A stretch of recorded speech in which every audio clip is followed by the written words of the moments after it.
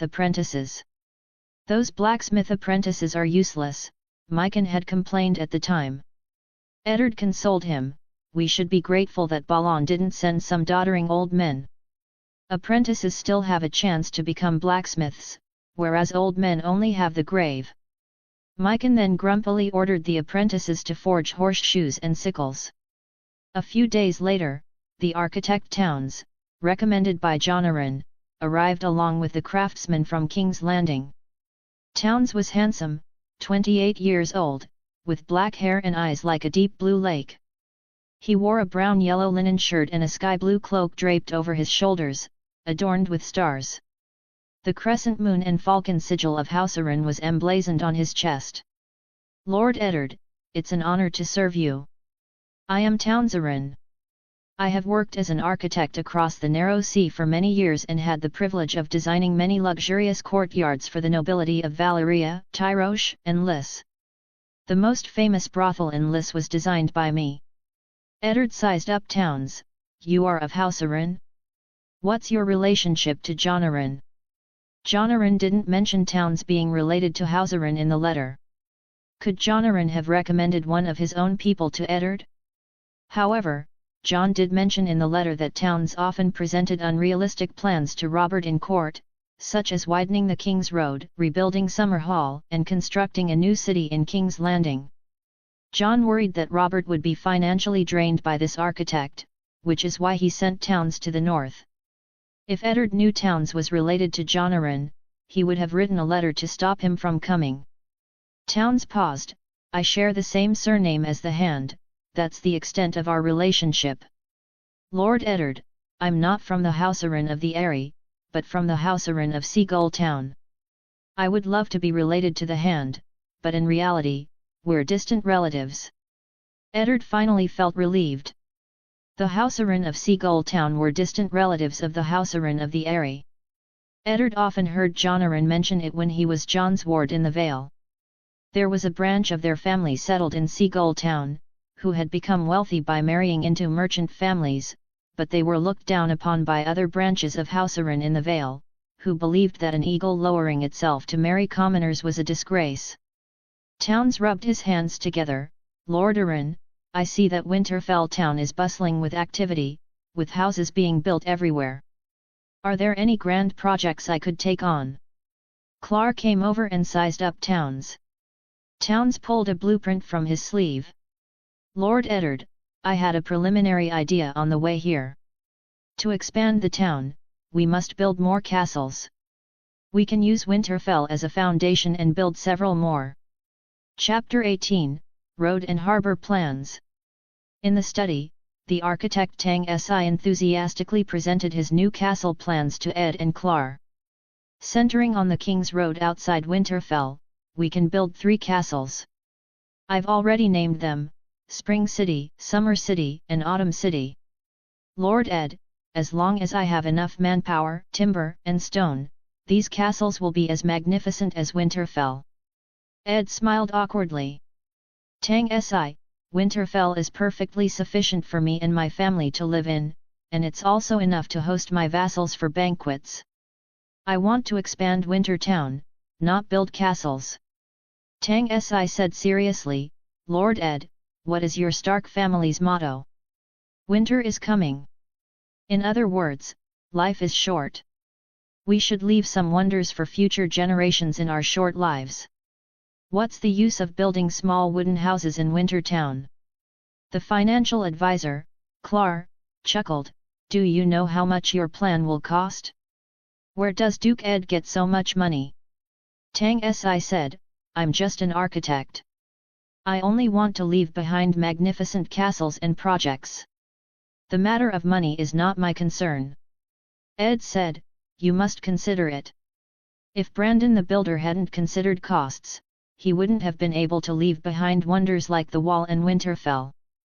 If costs weren't considered, the Arryn family's Eyrie might have been abandoned halfway, and the Baratheon family's Storm's End might only be half built. Tang Si, I can see you're a talented young man with dreams. You have a wild imagination, but you lack a down-to-earth, practical spirit. The North is a harsh place. If you want to serve me, you must be practical. I won't engage in projects that waste resources. Do you have any projects that would benefit the economy? Yes, my talent isn't limited to building castles. Tang Si put away the castle blueprints and pulled another one from his sleeve. When he unfolded it, Ed saw a map of the 7 kingdoms, with Tang Si having planned several roads in the north. Lord Ed, the north is vast but poor. Why? Because the north has too few roads, only the King's Road running north and south. Look, the Lannister family in the Westerlands have the Golden Road, the Tyrell family in the Reach have the Coastal Road and the Rose Road, and the Riverlands have the River Road, so their trade is smooth, and their economies are prosperous. If we build roads in the north, we can construct a coastal road on both the east and west coasts. The West Coast Road would start from Deepwood Motte, connect to Torrens Square, pass through Moat Cailin, and intersect with the King's Road at Barrowden. The East Coast Road would start from Carhold, pass through Dreadfort, Ramsgate, and Old Mountain, and arrive at White Harbour. White Harbour would then build a road connecting to Winterfell. Clar scoffed, Tang Si, you haven't seen the heavy snow in the north, have you? When winter comes and the land freezes, what use are roads then? Tang Si retorted coldly, when the land is frozen, the farmland in the north is basically abandoned. Does that mean we don't farm at other times? Once my roads are built, they can connect Barrowden, White Harbour, and Winterfell, radiating throughout the entire north. Ed noticed that although Tang Si's plan seemed too advanced and unrealistic, it might be feasible in the future. Tang Si, your idea for road construction is much better than a castle. What I need is this kind of project that makes money and enriches the people. Do you have any other ideas? Tang Si pointed at the long western coast of the north on the map. Lord Ed, have you noticed?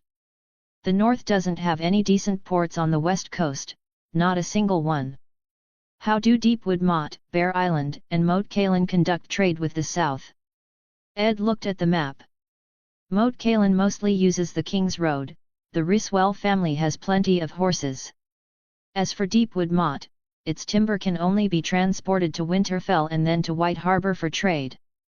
Bear Island's hides and timber are shipped to Ice Bay, and then transshipped to White Harbour. Tang Si said, the north is overly reliant on White Harbour.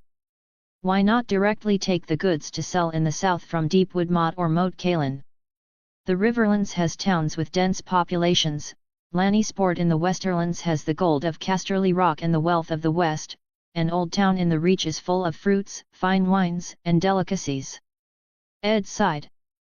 The North has tried to open sea routes along the west coast many times, but those damn Ironborn are in the way. They're natural-born pirates, and they often plunder the fishing villages of the north.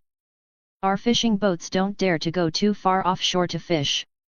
Some Ironborn longships come to Deepwood Motte and the fishing villages of the Stony Shore for trade, buying timber from the north. After all, the Iron Islands need a huge amount of wood for shipbuilding.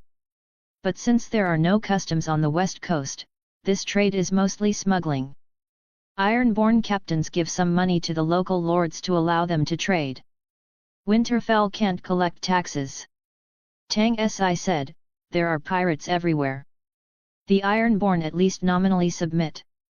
The Stepstones, which lie across the narrow sea, are lawless. But the swan ships from the Summer Islands, the Ebenese whale ships, Bravasea ships, ships from Old Town, and ships from King's Landing still venture through them every day. Lord Ed, with all due respect, the people of the north are too afraid of the sea. You are descendants of the first men. When the first men arrived in West Eros, they travelled through the Arm of Dorne.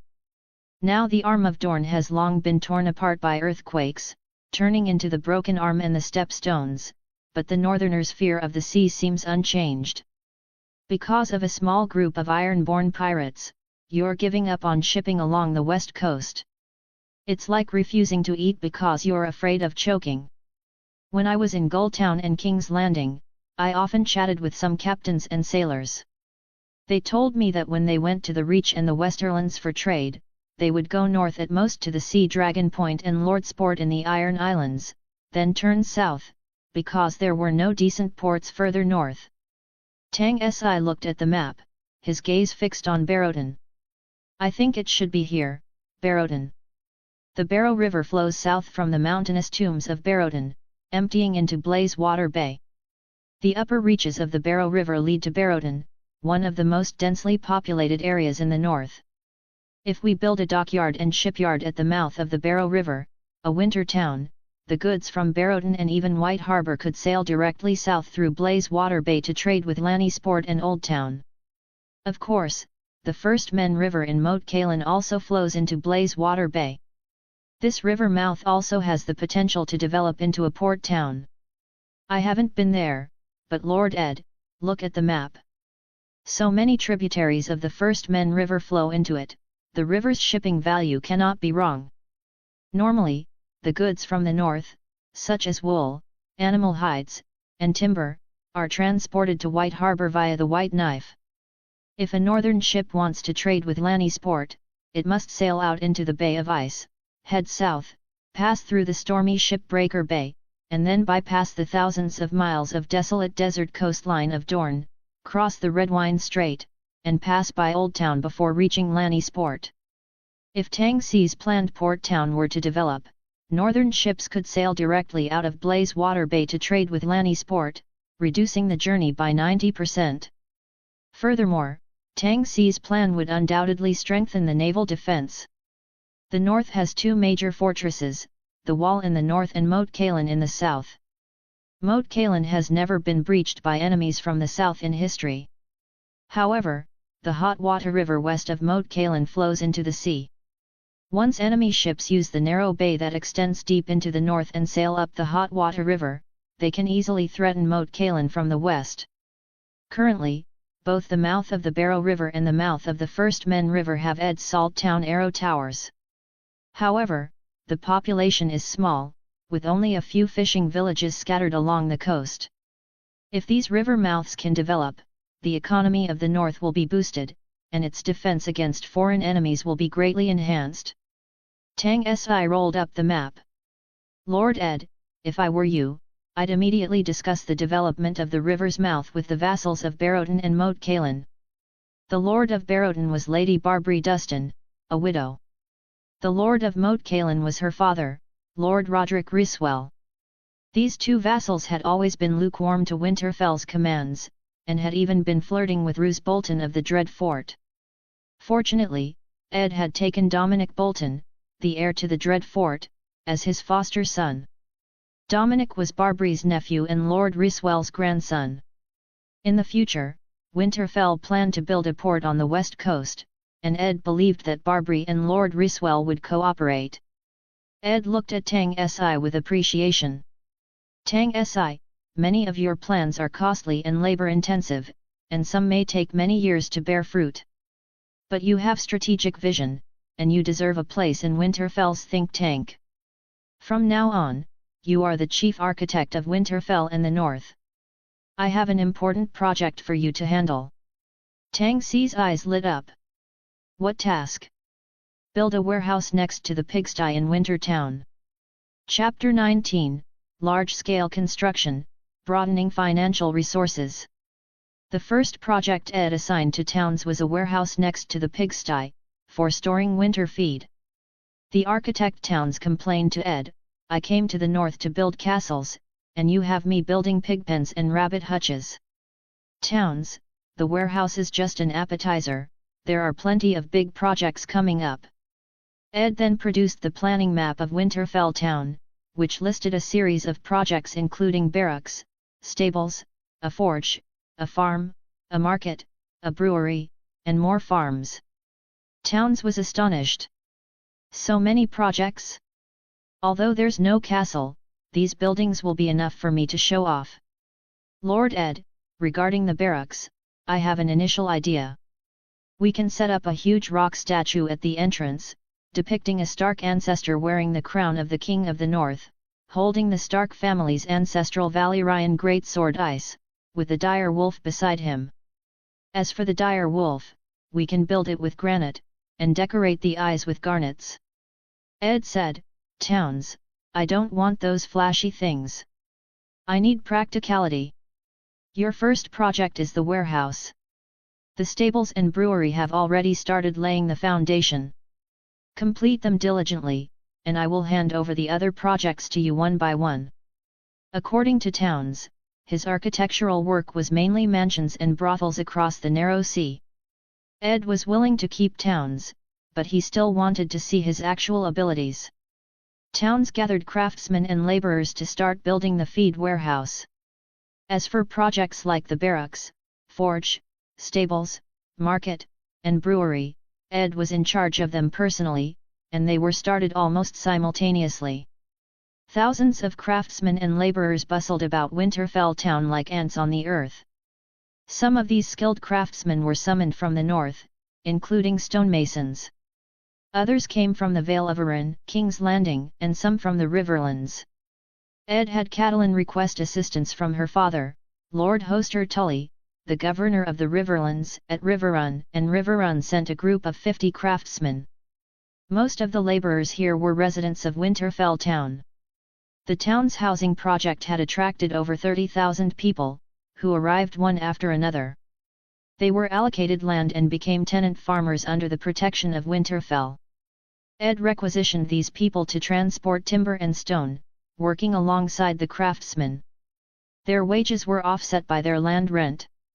Under the command of Towns, people felled trees in Wolf's Wood and transported them to Winterfell town. The north had no shortage of wood.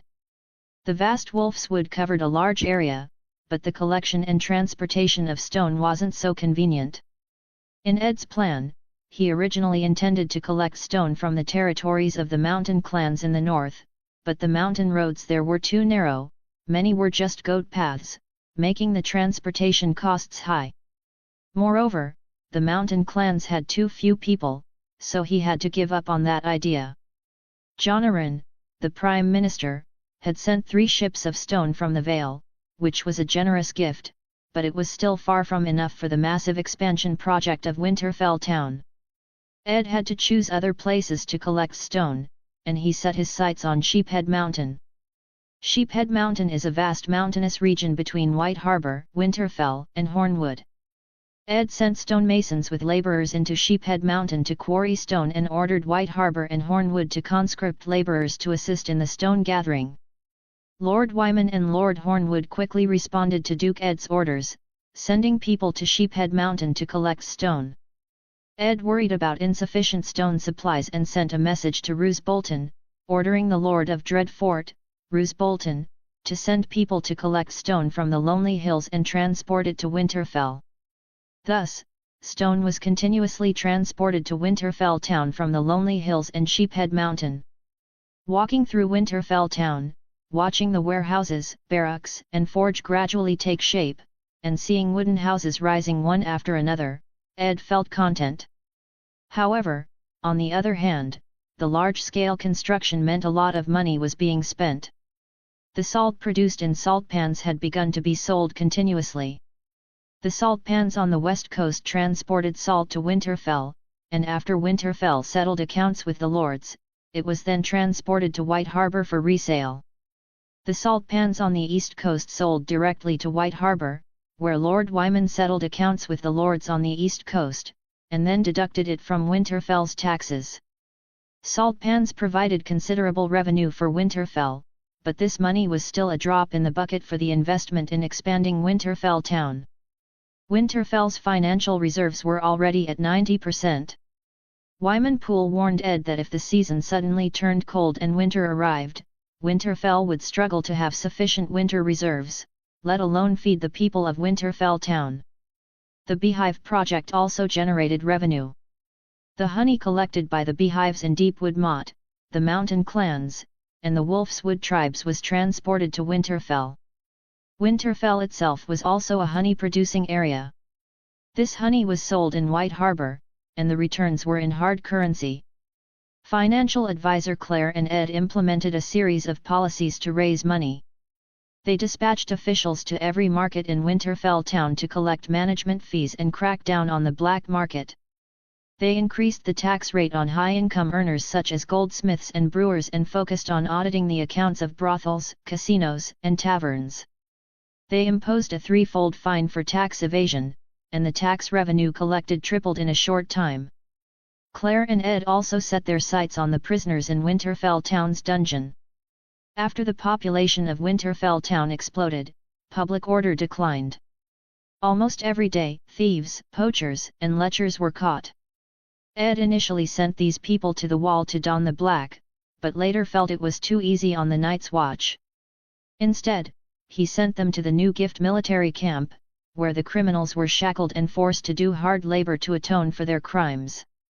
Recently, however, Tomard, who was in charge of the New Gift military camp, wrote to say that the camp was overcrowded. Tomard had no housing for new prisoners, and the camp's food reserves were also running low. He had to seek help from the Night's Watch and House Umber.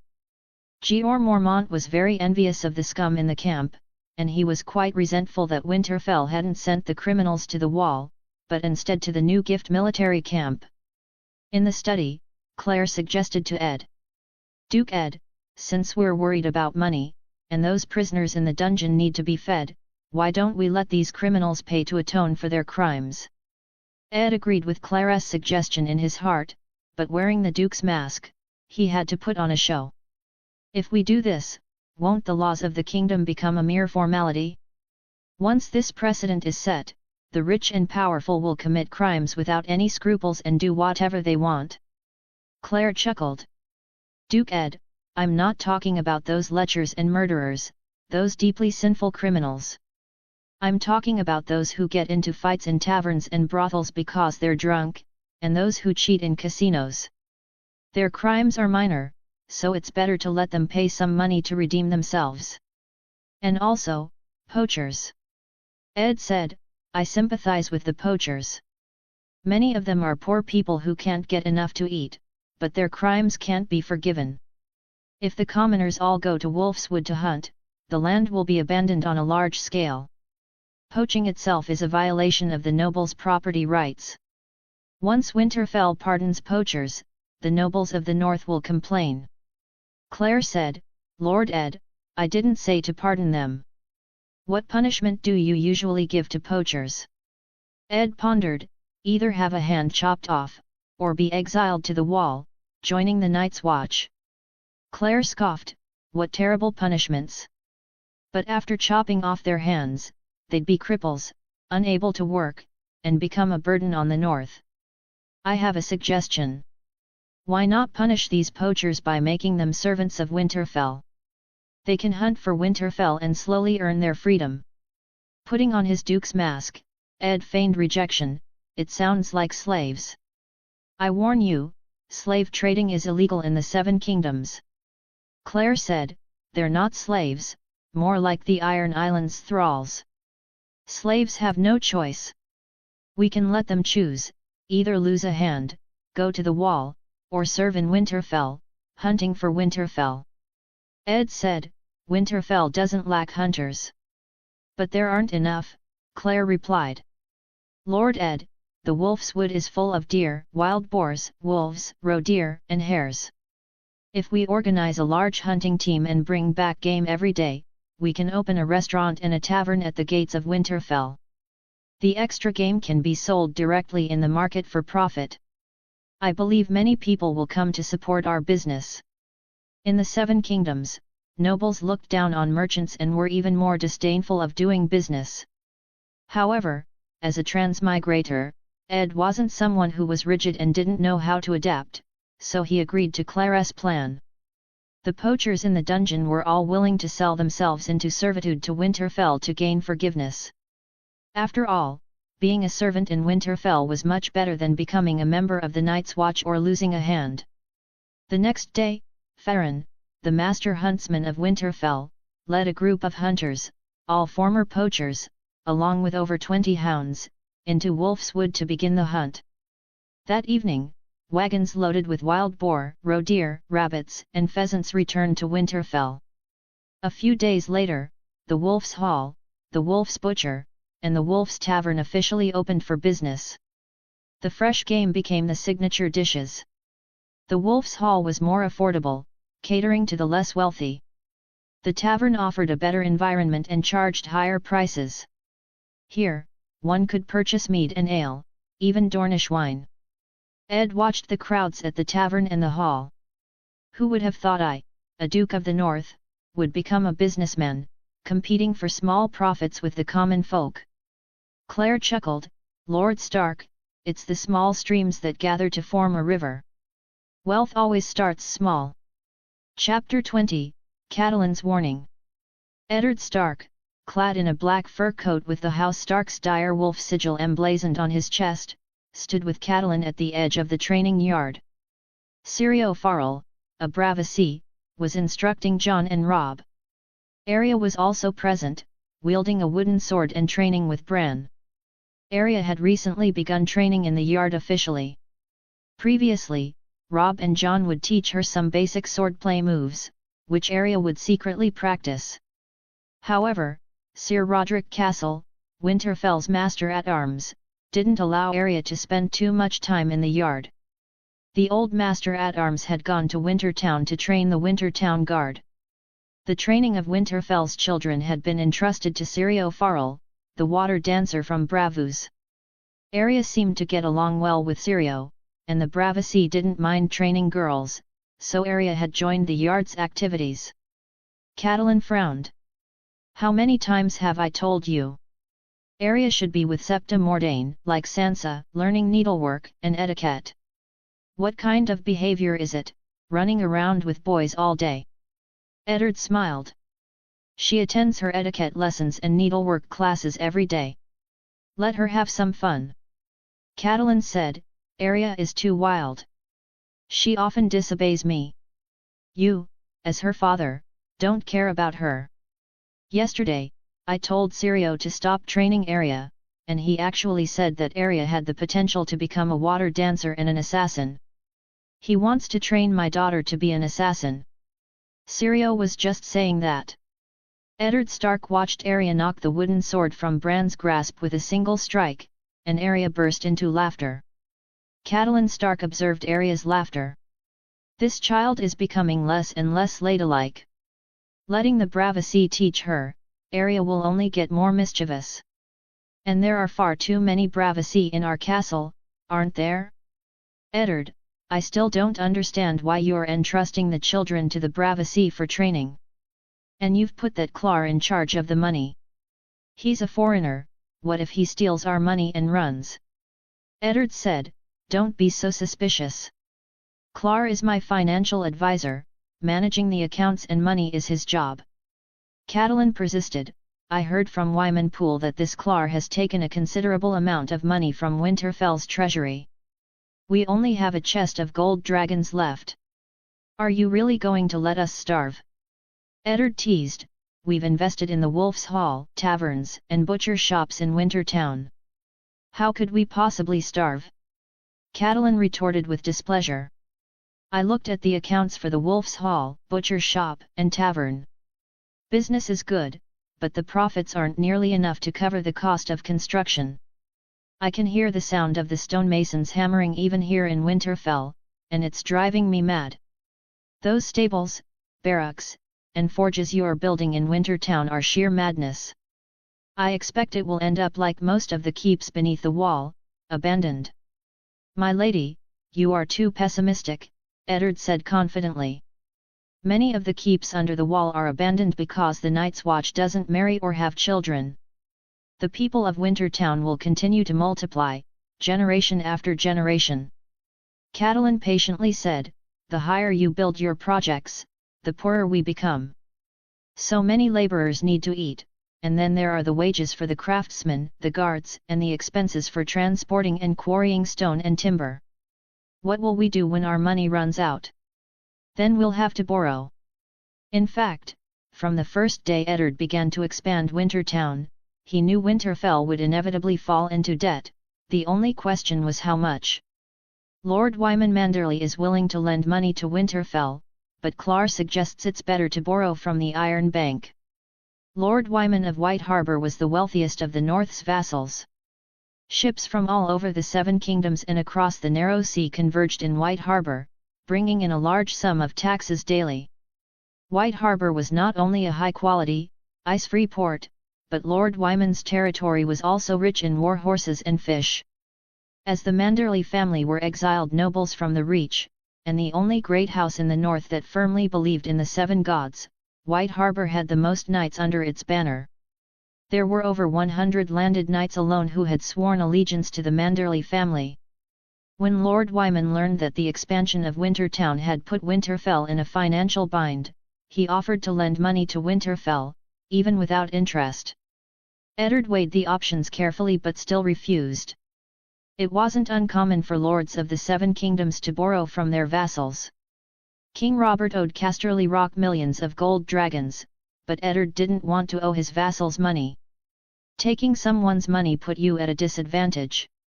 Once White Harbour became Winterfell's creditor, other vassals would claim Winterfell favoured White Harbour and couldn't be impartial when handling disputes.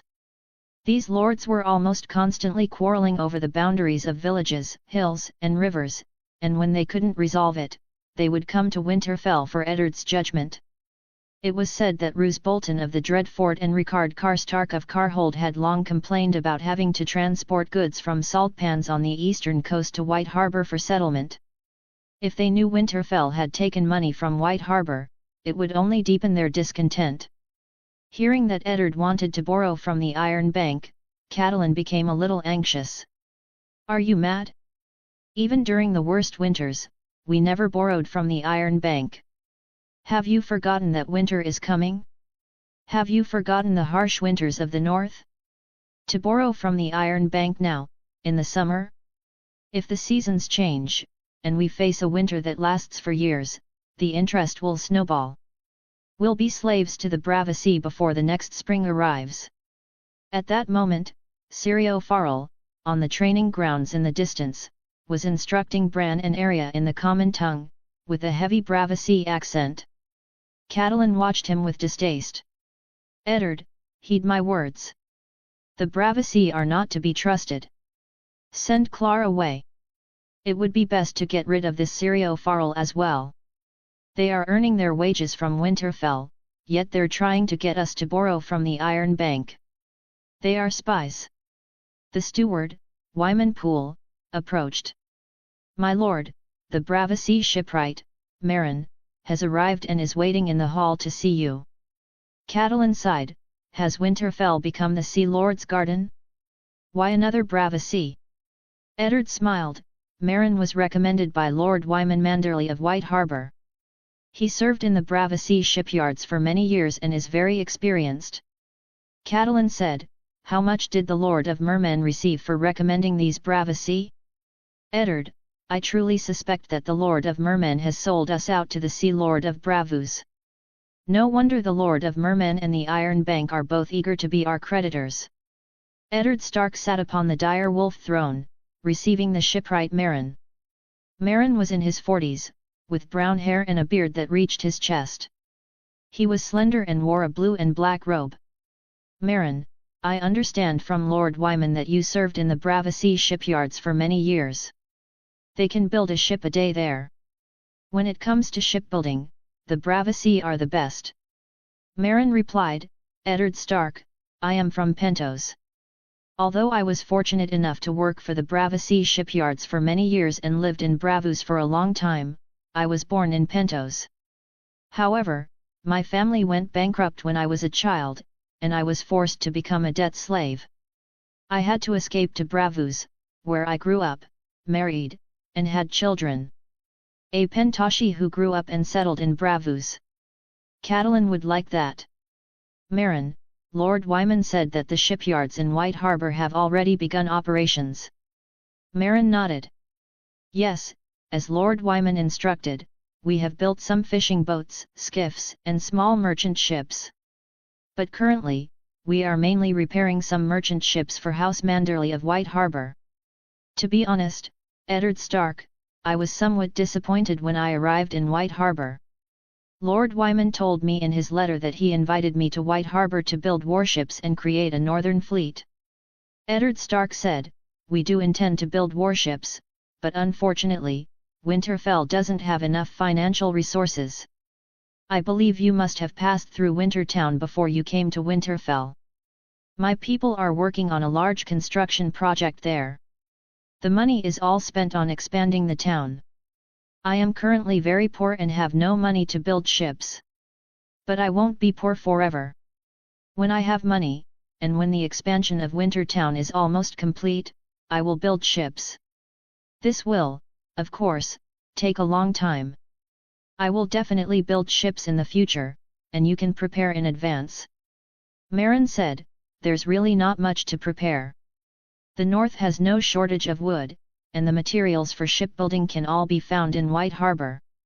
If we're missing something, we can just send ships to Bravos to buy it. I'd like to ask Lord Eddard, what kind of warship do you want? The purple-sailed galley type from Bravos? The big ships of the Royal Fleet? Or the convenient longships of the Ironborn? Great sail ships? Eddard pulled out a blueprint and handed it to Meryn. I want this kind. Meryn looked at the blueprint, his eyes widening. This kind of warship, my lord? The cost of building a ship like this is not low. Chapter 21, The Rockseed Pirate Army. My lord Eddard, it's a fleet, plain and simple. Eddard sat on the stone direwolf throne passed down by the kings of the north. Maester Luwin, Claire the Master of Coin, and Robb were at the long table. Dominic Bolton, heir to the Dread Fort, and Theon Greyjoy, both wards of Winterfell, stood on either side of Eddard, clad in chainmail and holding long swords. Sansa, Bran, and Arya stood beside Catelyn, while Maedona held little Rickon. Jon Snow was present, keeping his distance from Catelyn. The Great Jon, Lord of Last Hearth, had a scar on his forehead and dried blood in his hair. His armor was stained with blood, and the imposing warrior looked furious. I've lived a long life, and I've never seen so many Skagosi. Damn cannibals! The Skagosi were what the people of the north contemptuously called the people of Skagos. They called themselves Rockborn and lived on Skagos Island, just across Seal Bay from the Great Jon's lands. Recently, Rockborn pirates had been wreaking havoc in the lands of House Umber, House Karstark, and House Bolton. They destroyed watchtowers near salt towns, attacked fishing villages, kidnapped children and women, and killed everyone else. Maester Luwin said, Lord Great Jon, how many of them were there exactly? The Great Jon spat on the ground. When I arrived at the coast with the Umber cavalry, there was an entire pirate army before me. Over 500 men, all of them cannibals wielding sharp axes and swords, clad in leather and chain mail. Maester Luwin frowned. Unlikely. According to the Citadel's records, the Rockborn, like the wildlings beyond the wall, lack blacksmiths and rarely smelt steel to forge weapons. Lord Roose Bolton of the Dread Fort, cloaked in crimson, spoke. May I ask, Maester Luwin, how old are your records on the Rockborn? Maester Luwin pondered for a moment. Approximately 500 years. Roose Bolton's voice, soft and insinuating, dripped with sarcasm. Outdated information from 500 years ago? 500 years ago, Aegon the Conqueror hadn't even brought his dragons to Westeros. Now, the dragons are extinct, and the Targaryen dynasty is in the grave. Yet, you use obsolete historical records to judge the current Rockborn. Let me tell you, when I clashed with these barbarians with the Dreadfort's cavalry, their equipment was no worse than the castle's soldiers, and far superior to the peasant levies I cobbled together. The peasant soldiers had to fight with hammers and sickles, while the enemy wielded finely crafted steel axes. Such equipment seemed excessive for the Rockborn. The fact that Skagos Island, a desolate place, possessed so much armor and sharp weaponry was baffling to Eddard.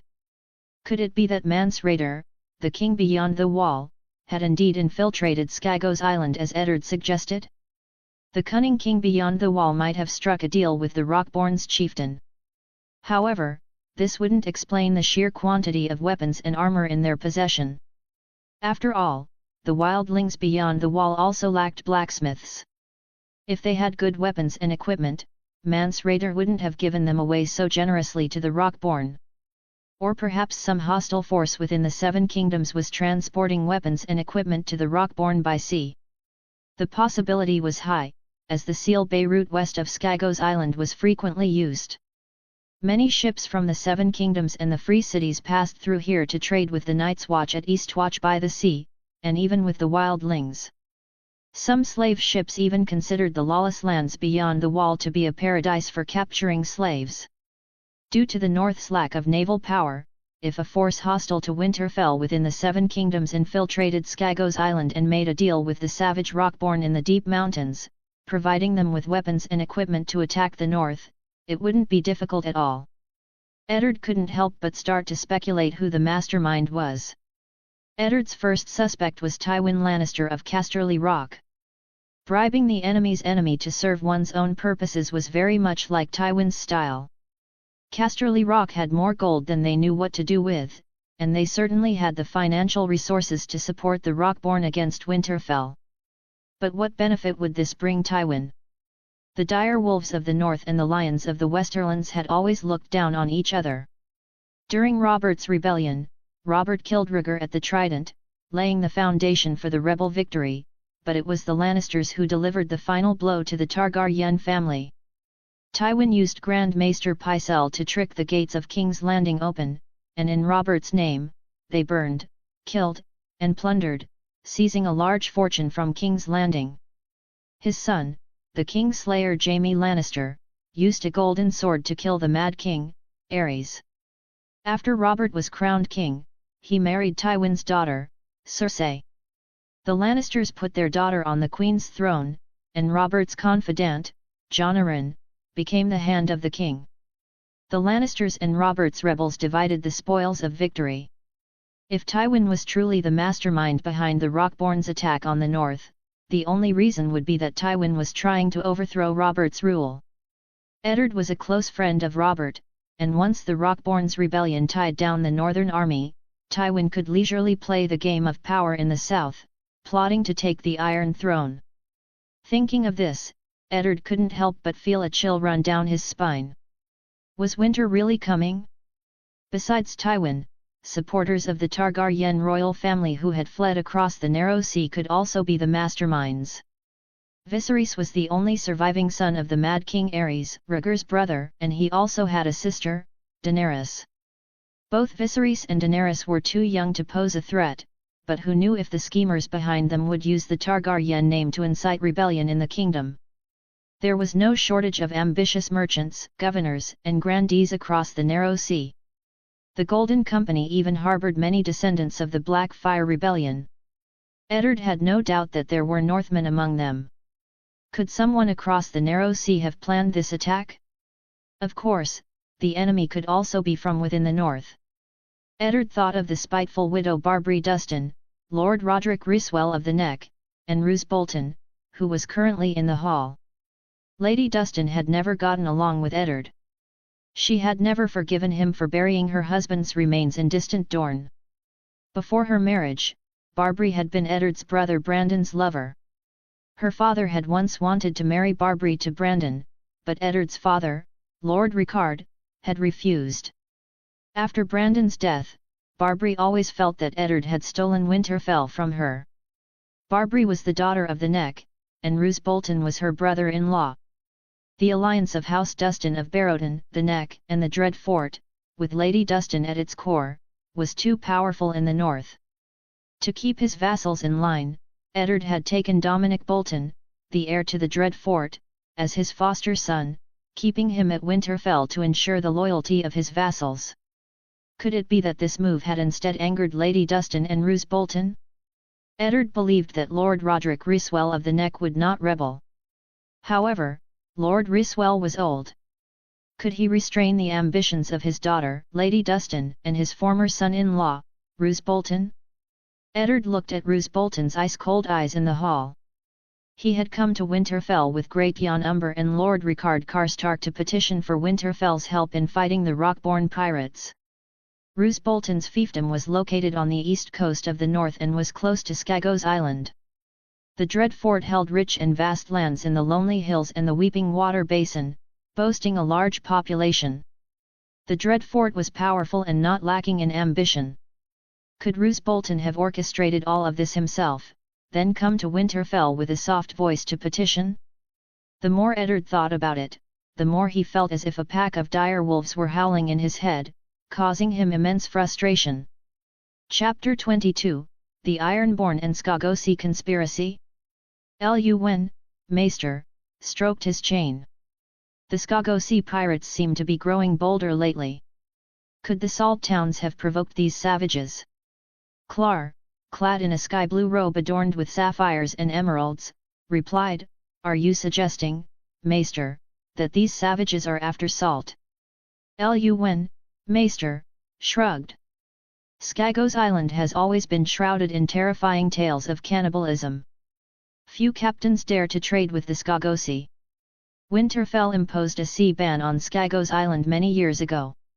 Although the North lacks naval power to enforce a sea blockade, the Skagosi rarely come to the North to trade, so the outside world has little information about the island. I don't know if they need salt. Little John Umber's armor was stained with blood, suggesting he hadn't taken it off in days. Little John said gravely, "Old Maester, the Skagosi sail across the sea to steal salt? How is that possible? They destroyed 3 of our coastal salt towns, and they showed no interest in the sea salt everywhere. They are just here to burn and pillage." Eddard listened quietly, his anger rising. He restrained himself. After all, useless rage was of no use in front of his bannermen and family. "Did you capture any prisoners?" Great Jan said, "We took some prisoners, but they wouldn't talk. So, I had them all beheaded." Eddard sighed. "You were too hasty. You should have kept the prisoners and interrogated them slowly." Great Jan was a fierce warrior, clearly not adept at interrogation. Eddard turned to Ricard Karstark of Karhold, a distant relative of the Starks of Winterfell. "Have you captured any prisoners from the Skagosi?" According to the reports sent to Winterfell by the Maester of Karhold, the Skagosi pirates had not only destroyed the fishing villages and the salt towns along the coast of Karstark lands, but also followed the last river upstream, slaughtering and plundering all the way, staining the last river red with blood. Ricard Karstark's face turned red with anger. "Those damned pirates fled at the sight of Karhold's cavalry. We caught some who couldn't get on their ships in time and locked them in the Karhold dungeon. But those damned savages actually broke the cell doors, killed 3 of my guards, and I had to slaughter them all." Fortunately, Roose Bolton didn't disappoint Eddard. "Lord Eddard, I captured 6. The damned Skagosi ran to the swamps of the Weeping River to plunder and fell into a mud pit, which is my favorite leech breeding ground.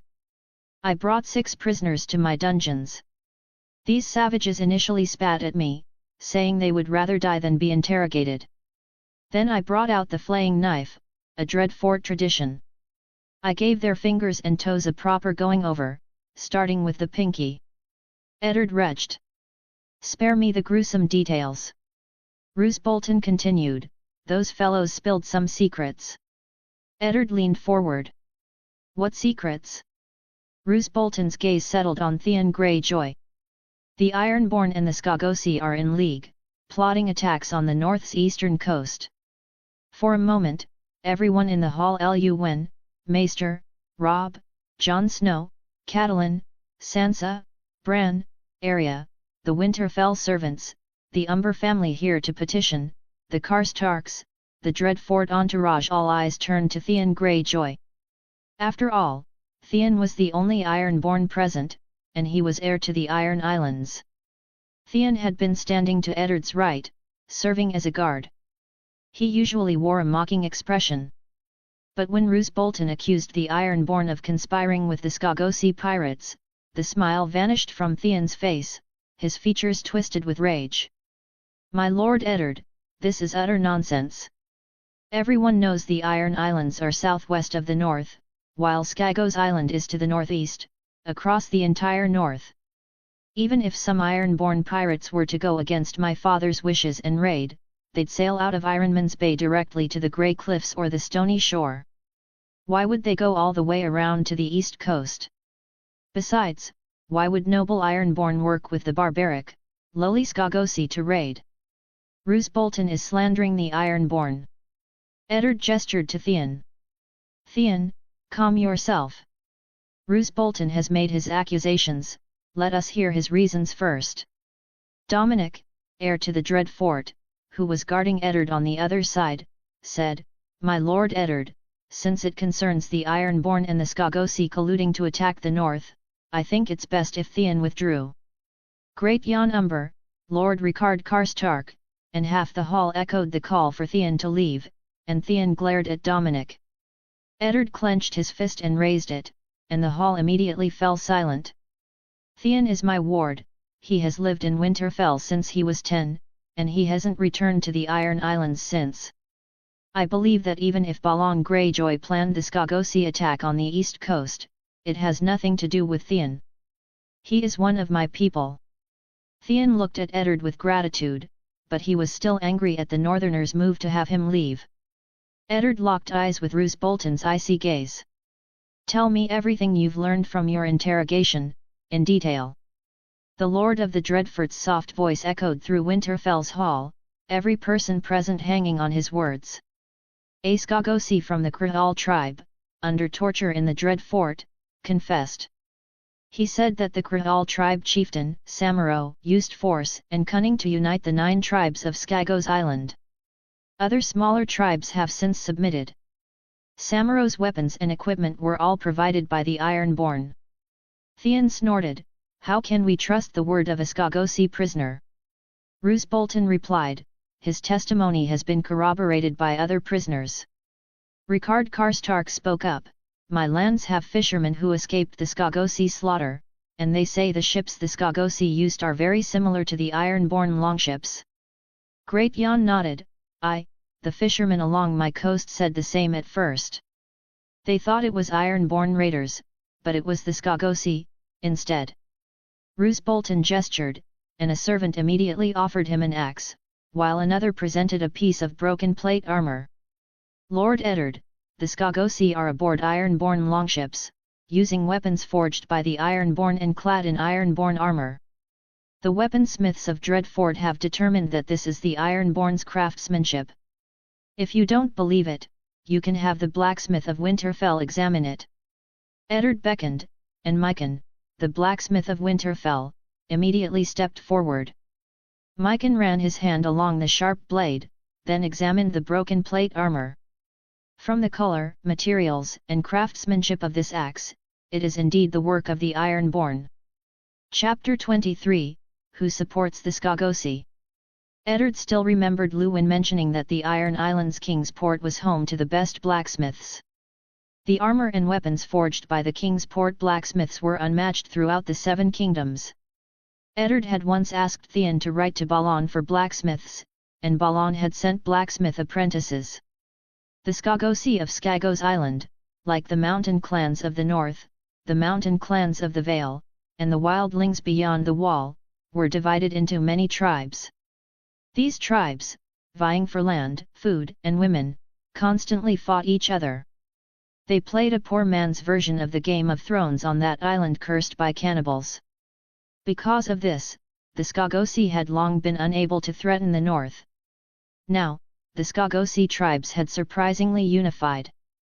With their internal troubles resolved, the next logical step was external expansion. No wonder the Skagosi pirates were so rampant.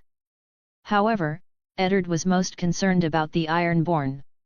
The Iron Fleet of the Iron Islands could only be rivaled by the Royal Fleet in Kingsport and the Redwine Fleet of Arbor.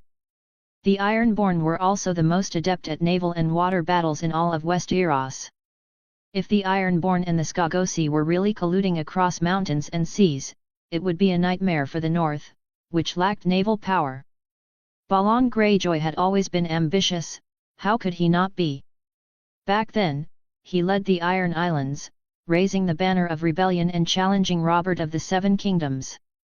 Although the rebellion was suppressed, only 6 years had passed. The Ironborn couldn't forget the humiliation of that crushing defeat, and the North had done its utmost to suppress the Iron Islands rebellion. Eddard was starting to regret investing in the expansion of Wintertown outside Winterfell.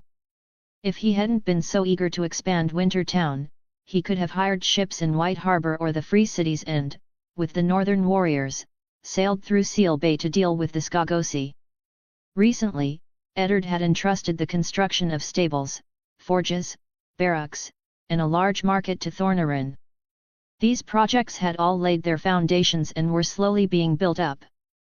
Winterfell's funds were almost depleted, relying only on the income from the salt warehouses and beehives to barely keep afloat. The Great Jan glanced at Theon and said to Eddard, "Lord Eddard, I actually quite like Theon, but I absolutely despise the Ironborn. It seems the Iron Islands are not only raiding the west coast but also colluding with the Skagosi to attack the east coast." Eddard pondered for a moment. The Ironborn are indeed highly suspect. However, the Ironborn's armor, weapons, and longships also flow out through trade. Is it possible that the Skagosi obtained these supplies through maritime trade? Maester Luwin said, "Lord Eddard, I think that's unlikely. The Skagosi don't even have their own currency. According to the records, they only barter." Eddard said, "Maester Luwin, is that another conclusion based on those ancient records? I think we should look at the problem with a developing perspective. The records have never mentioned Skagosi so well equipped, and yet, here they are, aren't they?" Luwin nodded in agreement. "Yes, the Citadel's records on the Skagosi and Skagos Island are from hundreds of years ago and are somewhat outdated. There's nothing to be done. After all, Skagos Island is nominally part of the North, but they are virtually an independent kingdom." Financial advisor Claris shrugged. "Anyway, I've been to major ports across the Seven Kingdoms and the Free Cities, and I've never encountered a single Skagosi, let alone a Skagosi merchant ship. Unless the Ironborn deliberately sailed so far to Skagos Island, it's impossible for the Skagosi to obtain the Iron Islands armor and weapons.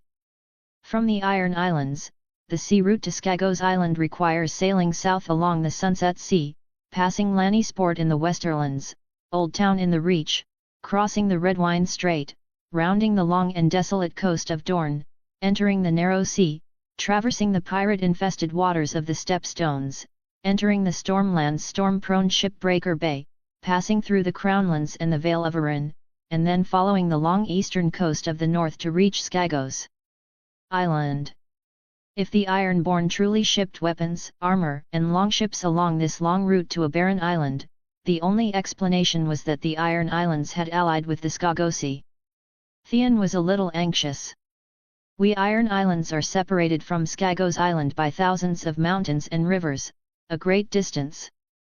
Roose Bolton smiled faintly, "But the Ironborn are present in the north, isn't the famous Theon Greyjoy, right beside the Duke of the North, one of them?" Theon trembled with anger. Great Jan roared, "That's right, don't forget Cotter Pike, the Night's Watch commander at Eastwatch by the Sea. He's an Iron Islands bastard." Pike was a surname unique to Iron Islands bastards, like snow in the north, rivers in the Riverlands, and flowers in the Reach. Great Jan continued, "I send grain and money to the Night's Watch every year, to support them in defending the wall. When the Skagosi invaded my lands, I went to Eastwatch by the Sea myself and asked Cotter Pike to send a fleet to help us fight the Skagosi. Do you know what that Ironborn bastard said? Our mission is to guard the wall and fight against the threats north of the wall. The Night's Watch will never participate in internal conflicts within the Seven Kingdoms. Skagos Island is nominally part of the North, and the Night's Watch will not participate." What a load of crap! I suspect the Skagosi's weapons and armor were sent through the ships of Eastwatch by the Sea. The men of House Umber, the men of House Karstark brought by Lord Rickard Karstark, and the men of the Dread Fort brought by Lord Roose Bolton all voiced their agreement, and the hall erupted in noise. Lord Rickard Karstark gripped his long sword tightly, his face flushed with anger. "Lord Eddard, who besides us Northmen gives a damn about the Night's Watch these days? Without our support with food and coin, the Night's Watch would have starved long ago. They claim to guard the Seven Kingdoms, but wildlings and raiders appear in the northern mountains, in the bogs, in Seal Bay every year, even in the Wolf's Wood. Wildling raiders often use small boats to sneak past Eastwatch by the sea, slipping into the lands of House Umber and my own. Who knows if Mance Raider, the king beyond the wall, has infiltrated the wildling forces on Skagos Island. In any case, both the wildlings and the Skagosi are barbaric, stealing our wealth and kidnapping our children and women. Roose Bolton said softly, Lord Eddard, your brother Benyon Stark is the first ranger of the Night's Watch. Why not use Benyon to have Georg Mormont, the Lord Commander of the Night's Watch, investigate Cotter Pike? My analysis is that Balon has colluded with Cotter Pike, and they have joined forces, colluding with the Skagosi to attack the coast of the north. Eddard placed his hands on the Ice Wolf throne and said calmly, You have no evidence for your accusations against Cotter Pike. From the moment he donned the black, he swore not to participate in the internal conflicts of the Seven Kingdoms. The Night's Watch remains impartial. Do you expect Cotter Pike to lead the fleet of Eastwatch and directly attack the Skagosi pirates? Cotter Pike is right. Skagos Island is part of the north, and the Skagosi are traitors to the north. Unless we can prove that the Skagosi of Skagos Island have colluded with Mance Raider, the Old Bear, Georg Mormont, will not send the Night's Watch to fight the Skagosi. Moreover, if the Skagosi were equipped with a large number of Iron Island's longships, armor, and weapons, Eddard couldn't see any chance of victory for the broken-down fleet of the Night's Watch at Eastwatch in a naval battle against the Skagosi pirates. Eddard stood up and looked around at everyone in the hall. We don't need the Night's Watch's assistance. The North can handle the Skagosi on its own. The Skagosi seem to have forgotten that House Stark of Winterfell is their liege lord. For their betrayal and slaughter, I have decided to strike back decisively. It's time to make them kneel again. With iron and blood. The ancient hall of the King of Winter in Winterfell erupted. Great Jon Umber pounded his massive fists on his chest, Roose Bolton whispered his agreement, and Lord Rickard Karstark drew his longsword. The Northerners roared their battle cry. Iron and Blood. Chapter 24, Luwin's Council. Lord Eddard, this is madness. In the study of Winterfell, Maester Luwin stroked the chain around his neck. Lord Eddard, the oath of a maester requires me to advise my lord. I have served in Winterfell for many years. Lord Eddard and Lady Catelyn treat me like family, and I consider Robb, Bran, Jon Snow and every child of Winterfell as my own flesh and blood. Therefore, I implore you, withdraw your decision to send troops to Skagos. Eddard frowned, studying the map of the north, his gaze fixed near Skagos. As a vassal of Winterfell, the Skagosi's refusal to submit is one thing, but they dared to sail to my lands, destroy Salt Town and villages, and slaughter my people. As the Warden of the North, I must act. Am I to stand by and watch my people be killed by these barbarians? Maester Luwin said, although the outside world generally views Skagos as barren, savage, and uncivilized, history tells us that the Skagosi who live on the island are not to be trifled with. As early as the days when the Starks ruled the north, the Kings of Winter sent troops to Skagos many times, hoping to incorporate the island and complete the unification of the north. However, every time the northern army withdrew, the flames of rebellion would rekindle on Skagos. Lord Eddard, do not forget that just over 100 years ago, during the reign of King Durin II, the Skagosi raised the banner of rebellion, challenging the rule of Winterfell. That war lasted for 3 years, and countless northern warriors died at sea or in the unfamiliar mountains of Skagos, including your ancestor, Duke Bastian Stark.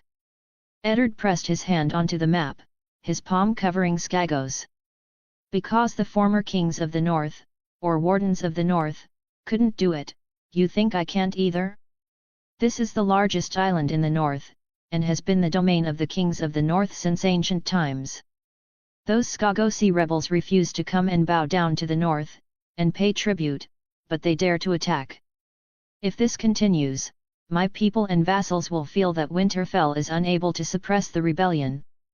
They will think that House Stark of Winterfell is weak and can be bullied.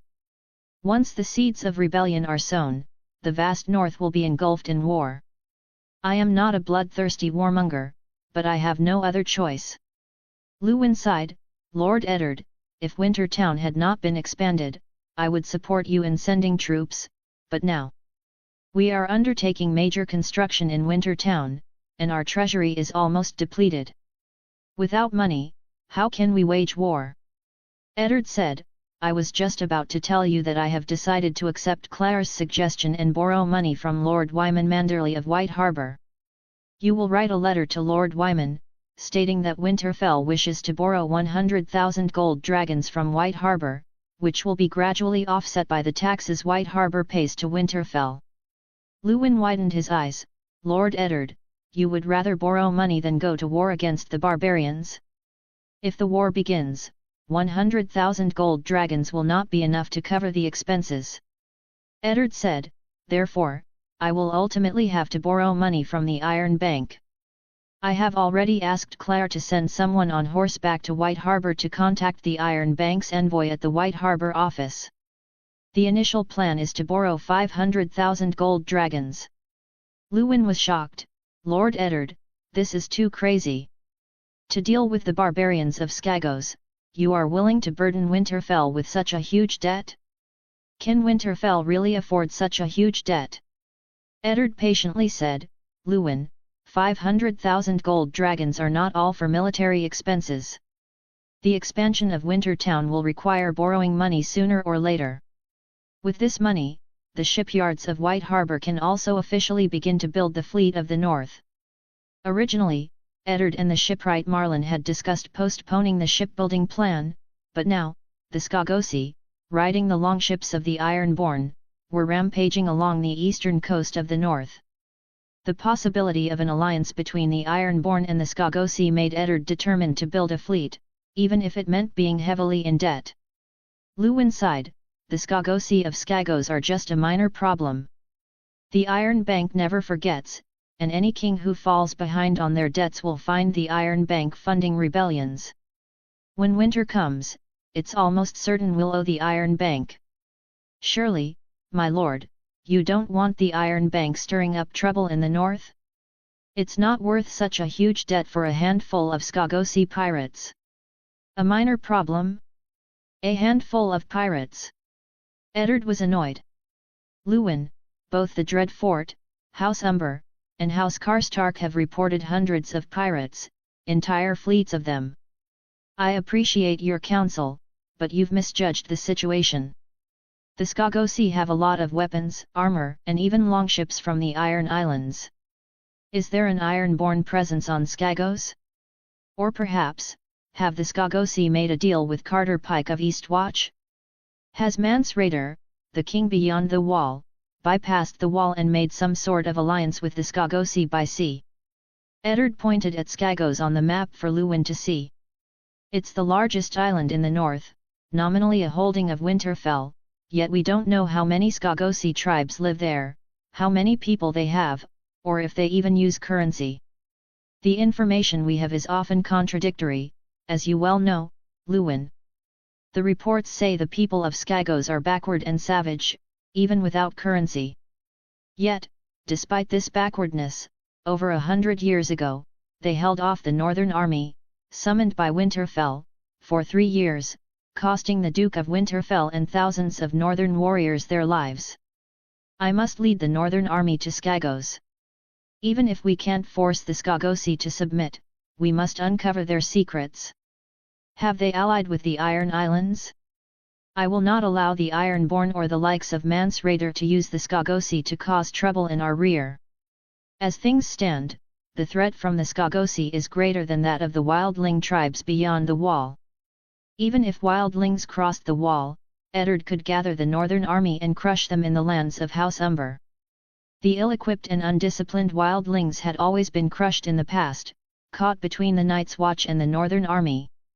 The Skagosi were different.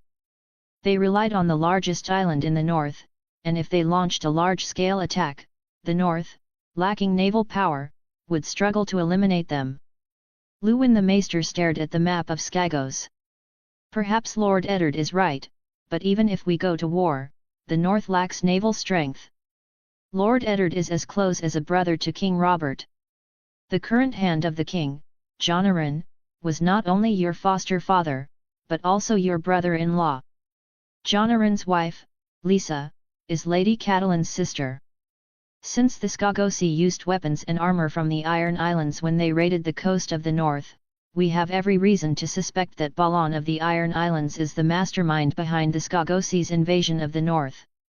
Why doesn't Lord Eddard write to King Robert in King's Landing and Prime Minister Jonaran, requesting a ruling from King's Landing? Chapter 25, Borrowing Money from the Iron Bank. After listening to Lewin, Maester's suggestion, Eddard murmured, going to King's Landing and seeking King Robert's judgment is certainly an option. However, we lack evidence at present. Lewin, Maester said, Mycon told me that any skilled blacksmith can tell that the axes and armor sent by Lord Roose Bolton were made by iron-born blacksmiths. Even the iron-born's longships were used by the iron-born pirates. That is evidence. Eddard sighed.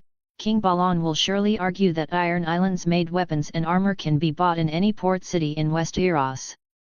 As for the longships, the Iron Islands have sold many, and it's not difficult for shipyards elsewhere to copy them. In Eddard's plan, after the Northern Army had cleared the iron-born pirates who had been plundering and burning along the eastern coast of the north, they would cross the sea to sweep Skagos. Once they found evidence of King Balon Greyjoy of the Iron Islands colluding with the Iron-born, Eddard would send a letter to King's Landing, requesting King Robert's judgment. Eddard was a close friend of Robert's, while King Balon, the leader of the Iron Islands raiders, was a traitor who had once rebelled. Eddard believed that Robert and Jonaran, the hand of the king, would support him in the event of a conflict between the North and the Iron Islands. However, going to King's Landing without evidence would be useless, even with all his friends in the court. Lewin, Maester, fiddled with the links of the chain around his neck. To find evidence, we must go deep into Skagos. Can the North's naval forces do it? Even if Lord Eddard does not request judgment from King Robert for the time being, he can request King Robert to send the royal fleet to help us sweep away the iron-born pirates. King Robert's second brother, Duke Stannis Baratheon, is now the master of ships. He once defeated the Iron Fleet at Fair Isle during the Greyjoy Rebellion. Stannis is considered an outstanding naval commander, and the Ironborn would find it difficult to contend with him. If King Robert sends Stannis with the royal fleet to the north, the Ironborn pirates will surely collapse at the first touch. Eddard thought for a moment, let's not. Even if Robert is willing to help me, the council and his small council will object. The royal fleet protects the safety of the King's Landing royal family and hundreds of thousands of people. If the royal fleet sails north, King's Landing's defenses will be empty. Who knows if the pirates of the Stepstones will have designs on King's Landing? Eddard had few friends in the small council, other than Jonaran. Based on Eddard's understanding, even Jonaran wouldn't agree to send the royal fleet north to help the north deal with the Stony-born pirates. Jonaran's own domain, the Vale of Arryn, was constantly raided by the High Clansmen. Jonaran had only relied on the Vale's vassals and Vale Knights to suppress them. He had never requested Robert to deploy the forces of the Seven Kingdoms to eliminate the bandits.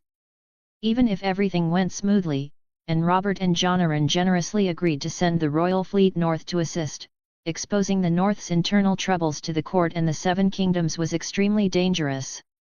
It would be interpreted by outsiders as the Stark family of Winterfell being unable to suppress internal rebellion, causing some previously unmotivated schemers to eye Skagos, and use the Stony-born to deal with the North. Eddard touched the map of Skagos with his hand. Lewin, let's end the discussion here. Now, release the ravens and order the vassals to gather their armies and assemble at Winterfell.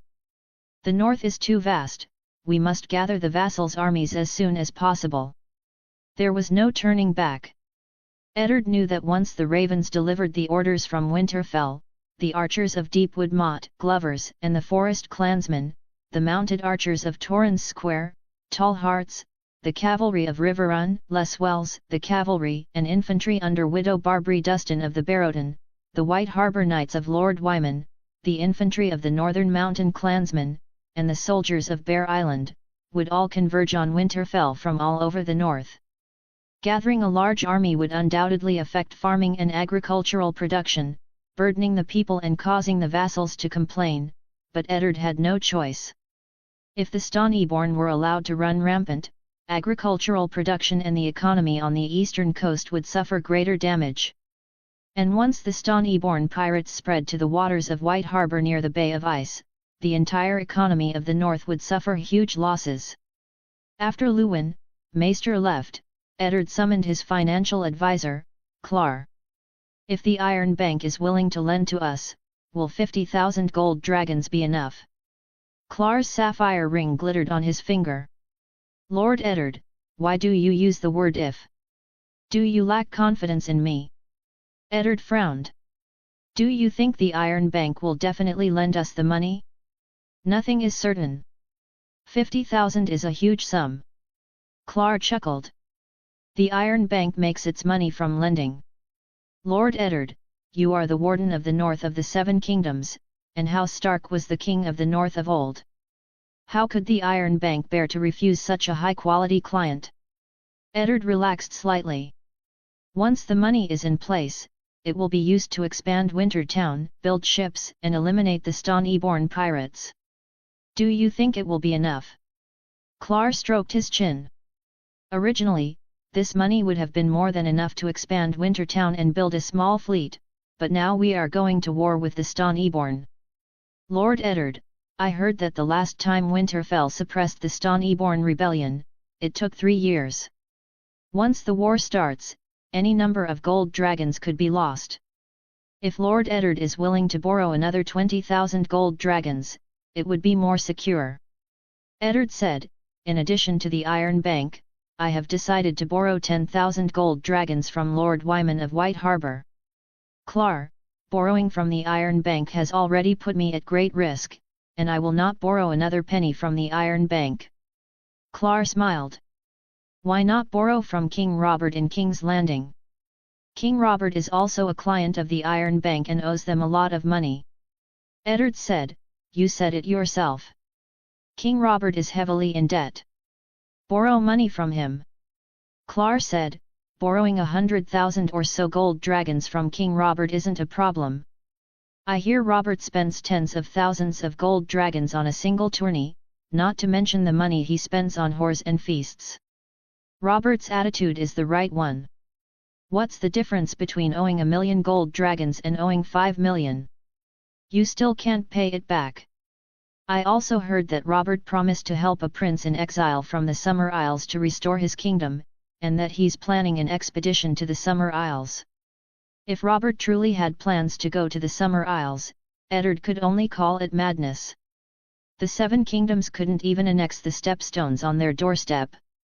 Why would they go to the Summer Isles, which lie thousands of miles away, where they worship strange gods and the people are dark-skinned?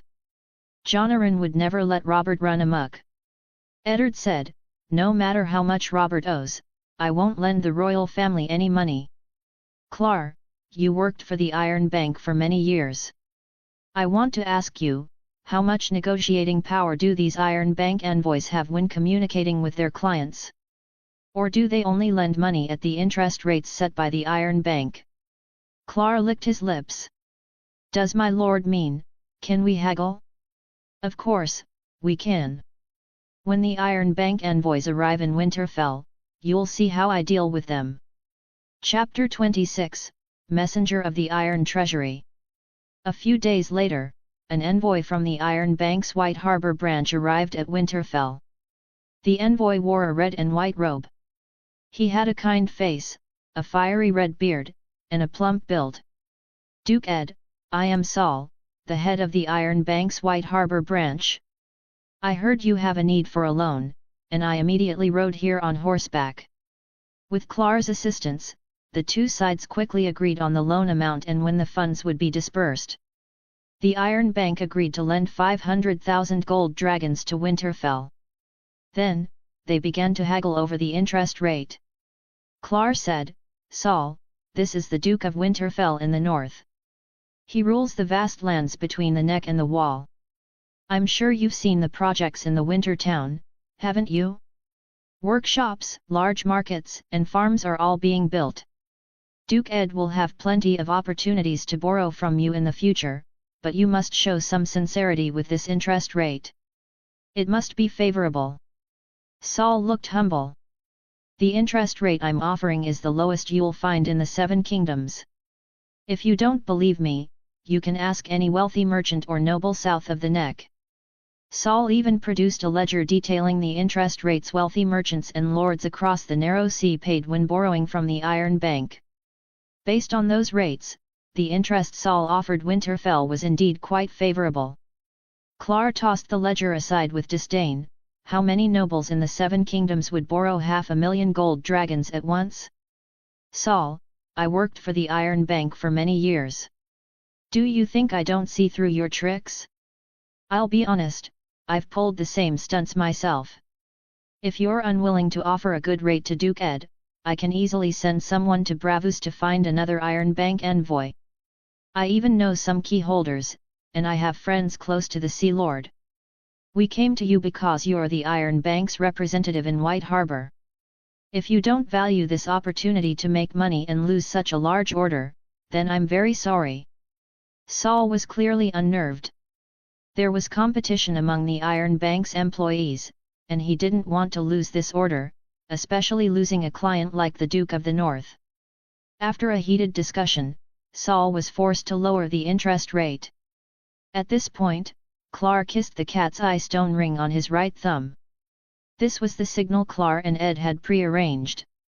Clar kissing the ring meant the Iron Bank envoy had set the interest rate at a very low level, and Ed could announce the deal was done.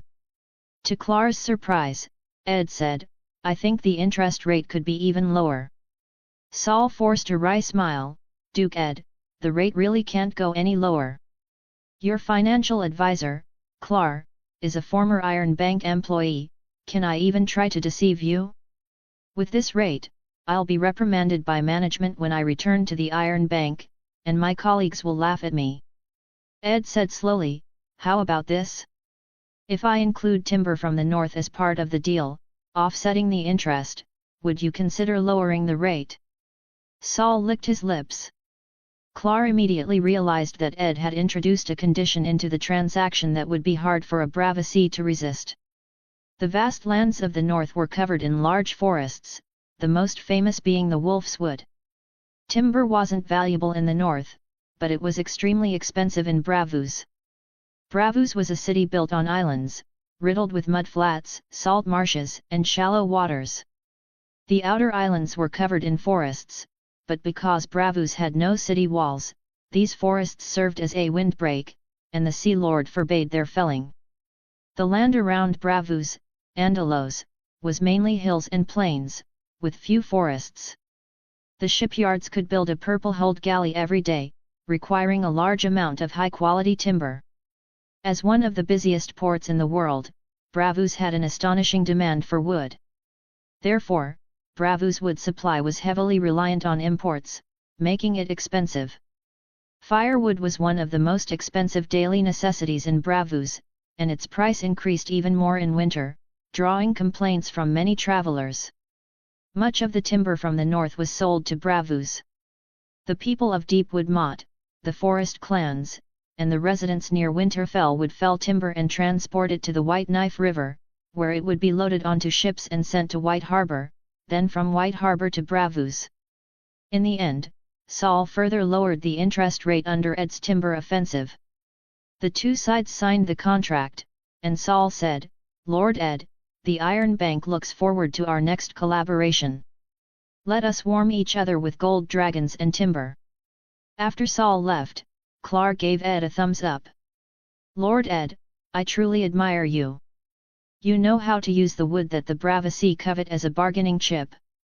You understand how to pinpoint the other party's needs and seek benefits for yourself. You are truly a commercial genius. Ed rubbed his forehead with both hands. This commercial genius is getting poorer and poorer. Clar chuckled. At the very least, the stables, barracks, factories, warehouses, and farms in Wintertown can continue to be built. You can't just abandon these buildings halfway through construction, can you? Ed sighed deeply. After Wintertown is expanded, I can only rely on the factories and farms in Salt Pans, Honeycomb, and Wintertown to make money for me in the future. Otherwise, I won't even be able to pay the interest. Clar frowned. Lord Ed, I know you have ambitious plans for Salt Pans, but as a financial advisor, I must remind you that your Salt Pans plan can easily be exploited by lords and merchants. If Winterfell buys at market price, how can we guarantee that the lords and merchants won't mix private salt into the Salt Pans salt and sell it to Winterfell for profit? Ed said, it's okay for the vassals to get some benefits. What's the big deal if the cat catches a mouse and steals a bit of meat? Clar laughed exaggeratedly. But what if the cat causes more harm than the mouse? Lord Ed, you have already summoned the vassals, and they will recruit soldiers. War will make them poor and corrupt. Sooner or later, these vassals will set their sights on Salt Pans. Ed examined the ledger. We'll deal with the Salt Pans situation later. I can proceed with the next phase of my plan now. Clar, when you go out, tell the guards at the gate to fetch the shipwright, Meryn. By the time Meryn arrived at the study, it was already dark. Ed and Meryn, illuminated by honey wax candles, examined the shipbuilding blueprints. Meryn displayed a model of a future northern warship. Meryn said, Lord Ed, as you instructed, the northern warships will be modified based on the Sea Lord's ships of Bravus.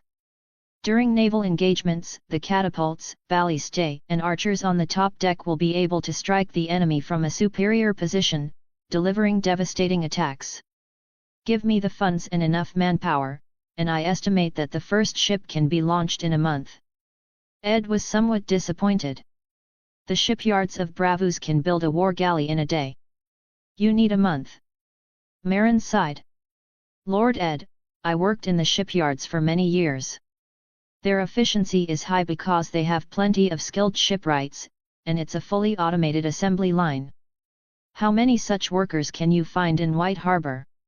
A month is actually optimistic.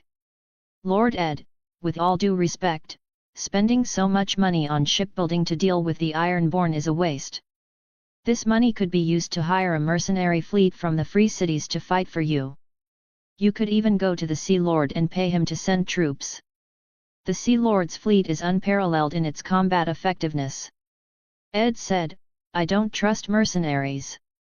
As for paying for the Sea Lord's fleet, I'd rather spend the money to build my own fleet. Meryn, we Northerners are descendants of the First Men. The First Men aren't good at sailing, but I believe we can slowly improve. We don't have the desire to conquer the sea, but we must defend our own seas and rivers. Otherwise, we'll be at the mercy of the Ironborn. Chapter 27, Catelyn's Fury. The fire in the hearth crackled, and in the bedroom, baby Rickon slept soundly in his fur swaddling. 500,000 gold dragons, Catelyn said, standing before the window, gazing at the warehouses, barracks, and workshops being built in Wintertown in the distance. Catelyn turned and glared at Eddard. Are you mad?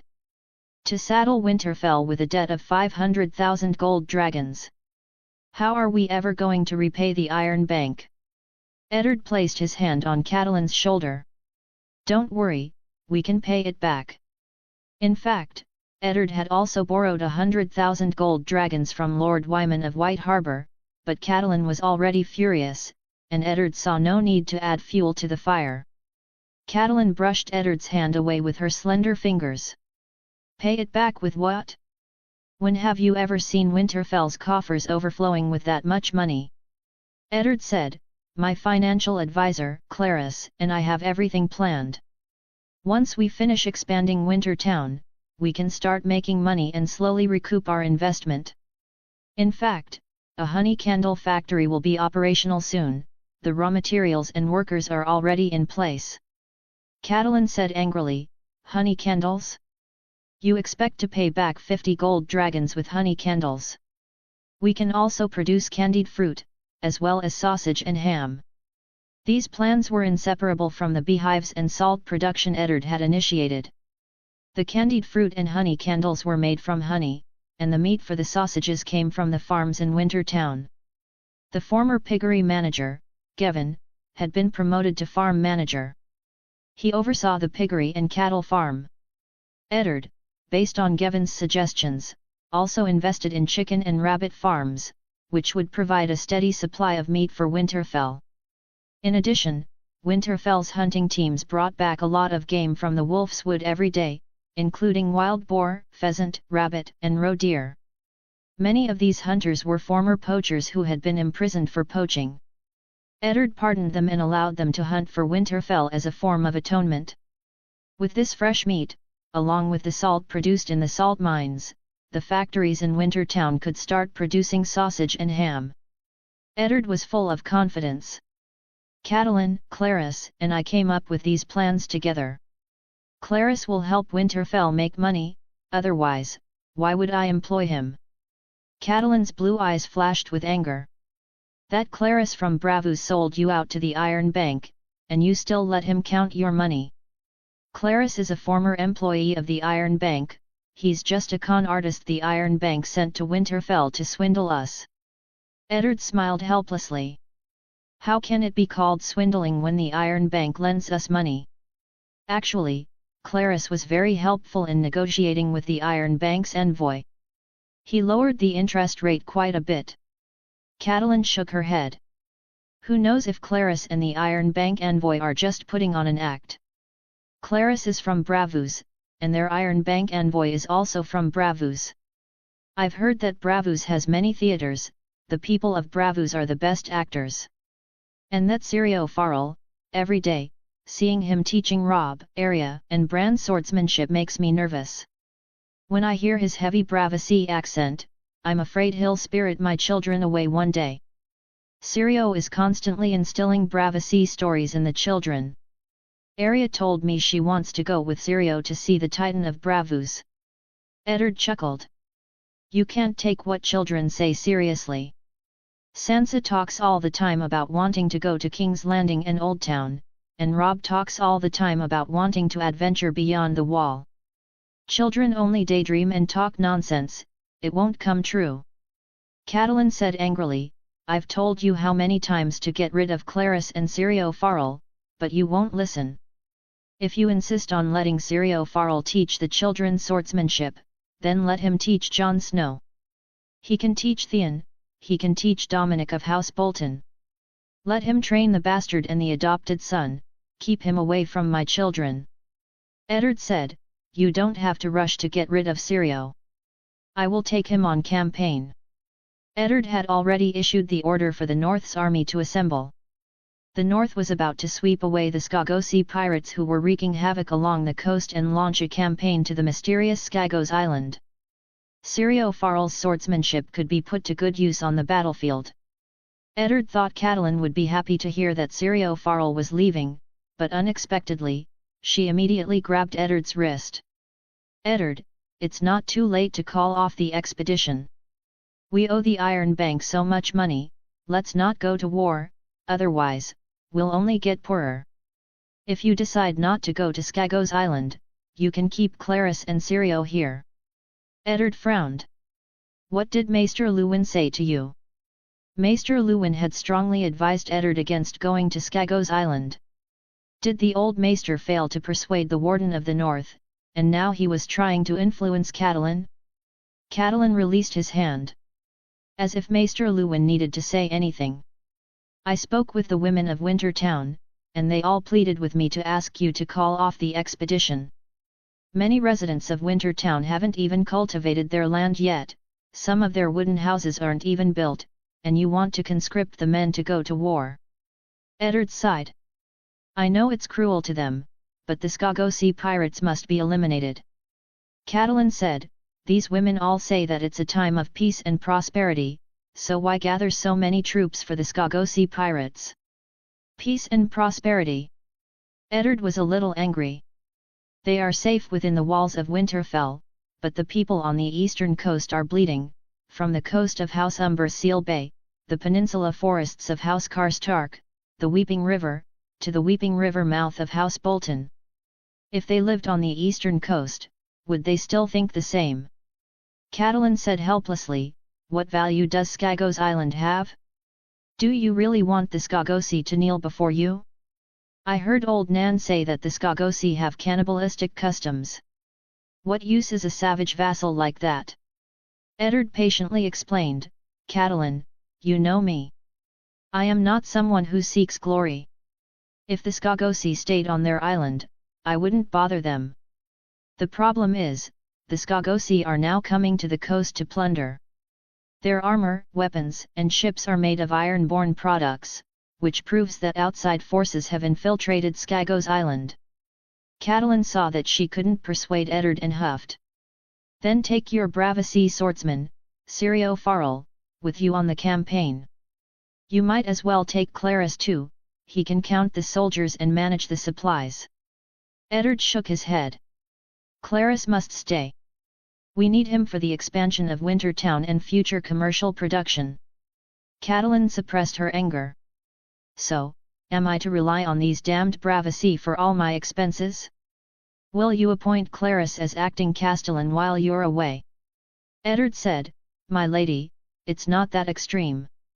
My good lady will be the acting castellan, with Maester Luwin and Roderick Castle to assist you. Chapter 28, Animal Farm.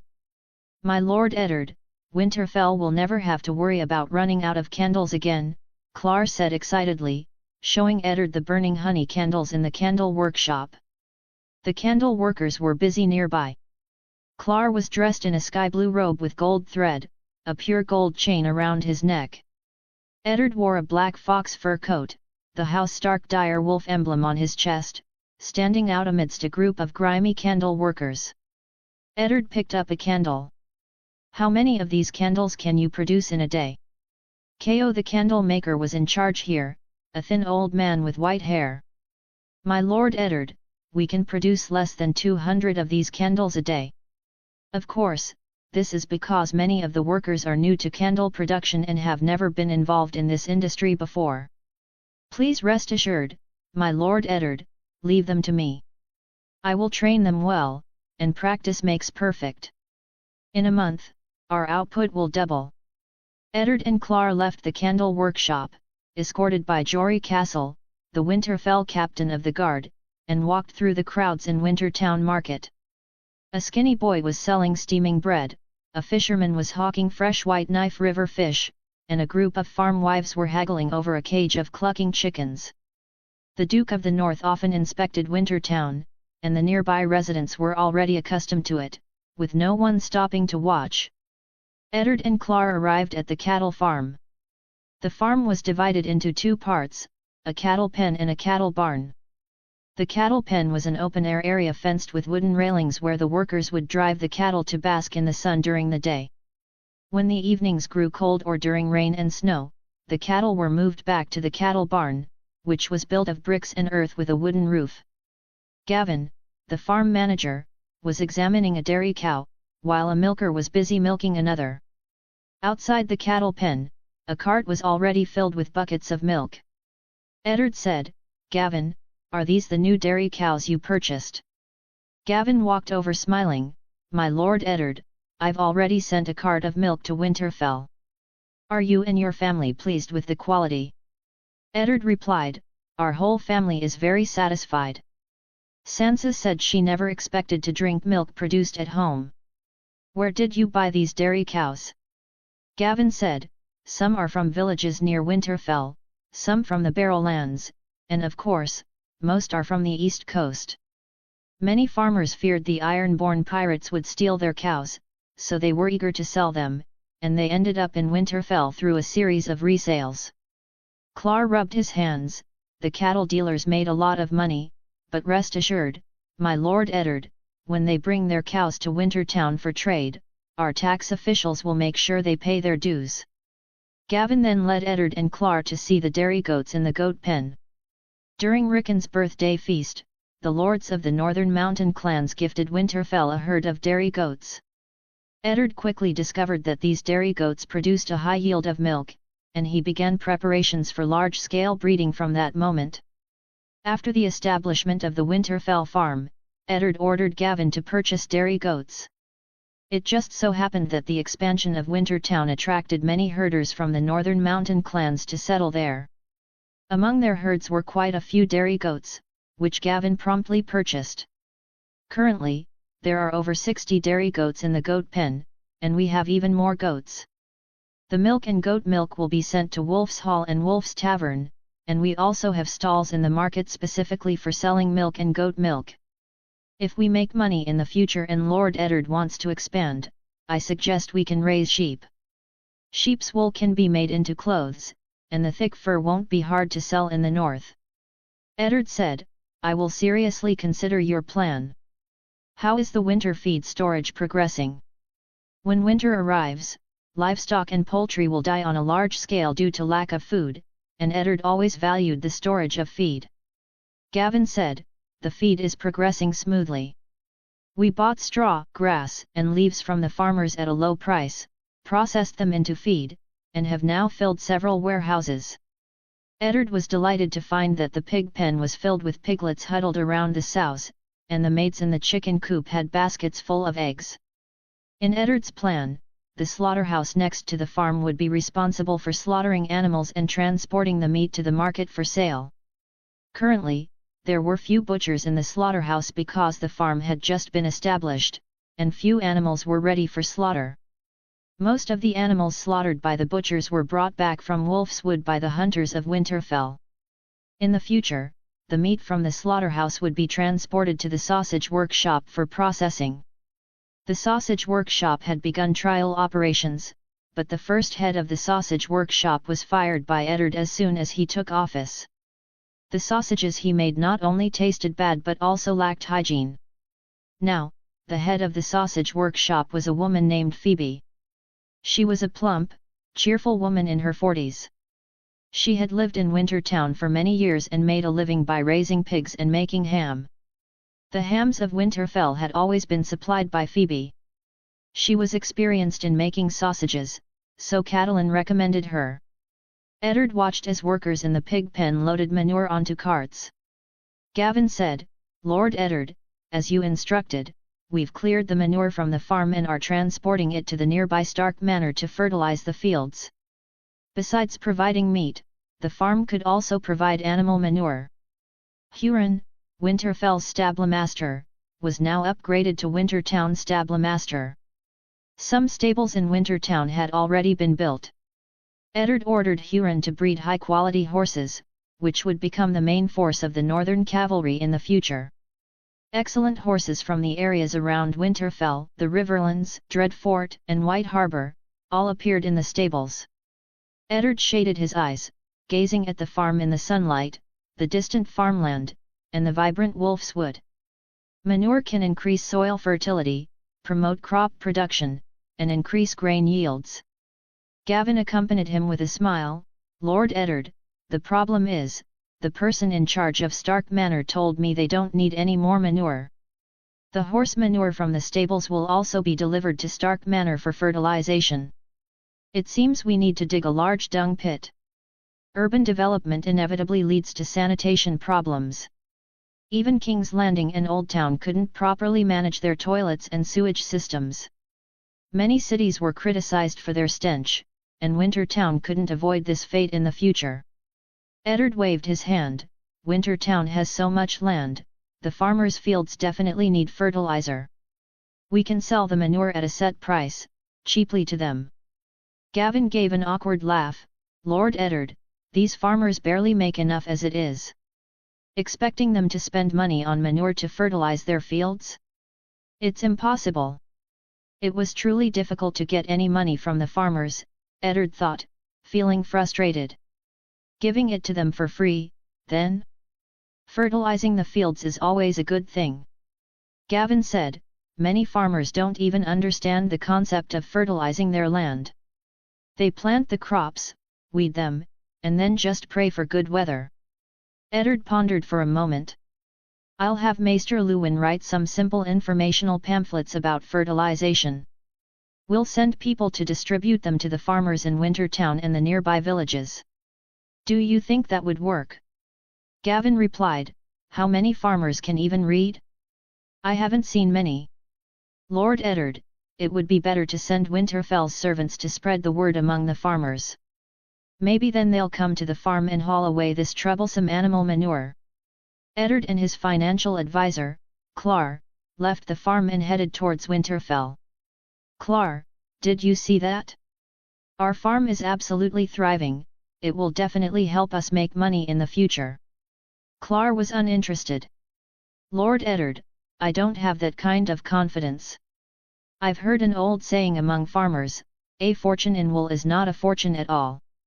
Livestock and poultry aren't necessarily assets. A plague or extreme weather event could wipe us out completely. Chapter 29, The Toymaker. Eddard, along with his financial advisor Claire, and escorted by Jory Castle, the captain of Winterfell's guards, and a squad of soldiers, arrived at the market outside Winterfell. Bran was clinging to Catelyn's leg, whining, "Mom, by the night." Sister Modane was holding Rickon, standing behind Catelyn, who scolded, "Bran, you're a big brother now, and you still want to buy toys? Let's go." Eddard saw the toy Bran wanted, a pair of wooden knight puppets in the toymaker's hands. The toymaker was about 40 years old, with graying brown hair, and wearing a blue-gray robe.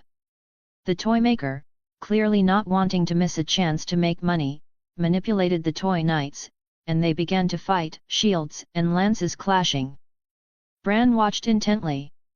"Young master, look how fun these toy knights are. Let me tell you, south of the neck, every young lord living in a castle has toys like these." Bran pleaded with Catelyn, "Mom, look how fun these knights are. I can play with Rickon with them, and Robb and Jon can play too." Hearing Jon's name, Catelyn only felt angry. She said, "We don't have any money." Eddard and Claire walked over, and Bran immediately rushed towards Eddard. "Father, look at this toy knight. Isn't it like one of the King's Guard, a white knight?" The toy merchant's gaze lingered on the dire wolf sigil on Eddard's chest. "You must be the renowned Duke Eddard. Duke Eddard, please buy this toy knight. The young master seems to like it so much." Claire, standing nearby, asked, "How much is this toy knight?" The toy merchant smiled. "It's handmade by me, a pure wooden toy, 2 silver stags for a pair of knights." Eddard began to understand why the toy merchant had set up his stall at the gates of Winterfell. The children of commoners simply couldn't afford such an expensive toy. Claire flashed a flattering smile towards Catelyn. "Lady Catelyn, why make Bran sad? I'll pay for it." Ever since Claire had arrived at Winterfell as a financial advisor, Catelyn had deliberately kept her distance from him, and had repeatedly suggested to Eddard that he send Claire away. Now, faced with Bran wanting to buy a toy, Claire immediately offered to pay, hoping to please the Duchess of Winterfell through this gesture. Catelyn said coldly, "How generous of you." She took the baby Rickon from Sister Modane and turned towards the gates of Winterfell. After Claire paid, Bran took the wooden knight from the toy merchant and began to play with it excitedly. Eddard saw that the toy stall had all sorts of toys, all made of wood. There were warships carved from pine, great bears made of elm, monkeys made of holly, wooden dogs and wooden fish. The most numerous were knight dolls. "Did you make all these wooden toys yourself?" Eddard picked up a knight doll, a handsome knight with silver hair, charging with a long sword. The toy merchant nodded. "Lord Eddard, my name is Douglas. My family has been carpenters for generations. My grandfather made coffins, but my father started making toys. When I was a child, my father took me everywhere to sell wooden toys. We've been to King's Landing, Old Town, and Lannisport. My father went to many places back then. He would set up a stall or toy shop near a castle, but the farmers' children couldn't afford our toys. Many famous knights played with my father's toys when they were children, like Prince Rhaegar, Renly Baratheon, and Sir Jaime. He wasn't the King Slayer when he played with toys. Oh, and the Mountain, Gregor Clegane." Eddard looked at the puppet knight in Bran's hand and frowned. "The Mountain, Gregor Clegane? I heard that when the Mountain was a child, he shoved his brother, the hound Sander Clegane, into a brazier for a toy knight, and half his face was burned off. Could it be? Douglas nodded. Yes, my father sold the toy to the mountain back then. The mountain was still a teenager, and Sander was probably only 7 years old. Who knew he would do such a terrible thing for a toy? At the time, our toy shop was near Clegane's keep. As soon as we heard what happened, my father took the family and fled overnight. Eddard held the toy knight in his hands, full of thought. For a toy, the hound Sander suffered the burn of the fire. Toys were indeed attractive to children. Eddard looked at the toy merchant Douglas. He was dressed in a black velvet coat and wore a jade bracelet on his wrist. Among the vendors, he was clearly a man of means. A plan formed in Eddard's mind. Douglas, how long do you plan to stay in Winterfell? Douglas sighed. Not too long, Lord Eddard. You Northerners have so few knights. The children don't seem to care for them. My knight toys aren't selling well north of the neck. Even if I set up my stall in front of a lord, he might not buy anything. When I set out from the Riverlands along the King's Road to the north, I originally considered Barrowton as my first target customer. But when I got to Barrowton, I found out that Lady Barbary was a childless widow. So, I had to continue north. I didn't sell many toys in Torrens Square or Seaworth either. I planned to go to White Harbour. I heard the Manderley family there are devout followers of the Seven and have more than 100 landed knights. Maybe I'll have good business there. Eddard said, Douglas, if I pay you to make toys for me, would you be willing? Douglas's eyes lit up. Of course, I would. What kind of toys does Lord Eddard want to commission?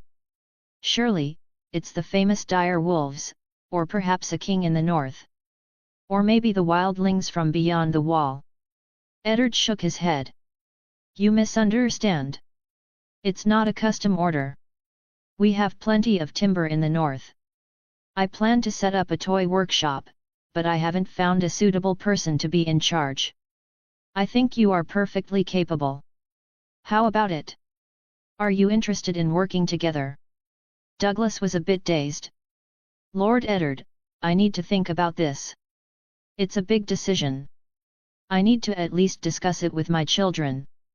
Eddard met Douglas's 3 sons. The oldest was 17, the youngest 14. Douglas had spent years traveling the 7 kingdoms with his 3 sons, selling toys from a cart. The wooden toys were all made by him and his sons, they were all apprentice carpenters. Douglas introduced his children to Eddard one by one. Eddard said, Fine young lads. What about their mother? Mentioning his wife, Douglas became a bit sad. When my youngest son was born, we were in King's Landing. My wife wanted me to buy a house there, but I didn't agree. She was unhappy, she was tired of moving around. I told her that after a few years of saving, we'd buy a house in Old Town so the children could study with the maesters at the Citadel. Maybe they could even become maesters themselves. After we left King's Landing, we travelled north and set up a stall under Harrenhal. The Lady of Harrenhal didn't have any children, but many of the landed knights under her command frequented my stall. I made some money, but then one night, my wife ran off with a sellsword from Harrenhal. Eddard said, travelling the roads isn't a long-term plan. It's better to stay in my castle. In Winterfell, Maester Luwin can teach your children to read. My children can teach them too. They may not become maesters, but at least they won't be illiterate. If you're willing to make toys for me, you won't be short on money. You can easily buy houses for your children in Wintertown. Of course, if you'd prefer to live in Winterfell, my castle also has a place for you. Douglas looked at his 3 sons and pondered for a long while. All right, Lord Eddard, I'm willing to serve you. Who could refuse an invitation from Lord Eddard? Bran was thrilled.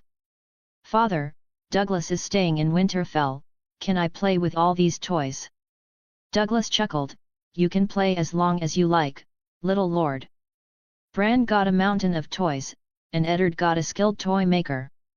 In the future, they could use wood from the wolf's wood to make toys, and Winterfell would gain another source of income. Chapter 30, The Eve of Departure. Outside the training grounds of Winterfell, Sir Roderick Castle, the Master-at-Arms of Winterfell, stroked his white beard. "Lord Eddard, the recruitment in Winterfell is complete. We have gathered a total of 3,000 soldiers, mostly from Wintertown, with a small number from nearby villages." Eddard flipped through the list of soldiers Maester Luwin handed him. Jack, John, Harry, Will, ordinary, common names. They were farmers, craftsmen, pig herders, or waiters. Now, they were gathered together, ready to fight for Winterfell. Eddard said, "I heard there are quite a few from the hill tribes in here." Sir Roderick Castle nodded. "Indeed, Lord Eddard. 800 are hill tribe warriors." When Wintertown expanded, it attracted many hill tribe people to settle here. The hill tribes are known for their fierce nature. Many of the hill tribe soldiers we recruited have actual combat experience. Some have killed wildlings, some have killed iron-born pirates, and some even participated in suppressing the Greyjoy rebellion. This time, in the purge of the iron-born pirates, the Hill clan warriors would be of little use in naval battles, and they were not good at cavalry combat either. However, once the Northern Army arrived at Skagos by ship, the Hill clan warriors, skilled in mountain warfare, would be a sharp sword for the North on that mountainous island. Maester Luwin touched his chain. "I heard that among the soldiers, some have just moved to Wintertown from the east coast." Sir Roderick Castle replied, "Yes, many are from the lands of House Umber and House Karstark, who just moved to Wintertown. The iron-born pirates were the reason they left their homes and moved to Wintertown. They fled the iron-born pirates and came to Wintertown, thinking they'd be safe at the doorstep of House Stark in Winterfell, but I'm sending them to war," Eddard said, his voice laced with resignation. Sir Roderick Castle said, "A man should protect his home. My Lord Eddard, among the soldiers I've recruited, there are two very outstanding individuals. I believe they have the potential to make a name for themselves on the battlefield." Eddard was curious. "Where did you find such people? Are they wandering knights, sell swords from the south?" Sir Roderick Castle chuckled. "Right here in Winterfell. They're from the hunters under Farlan.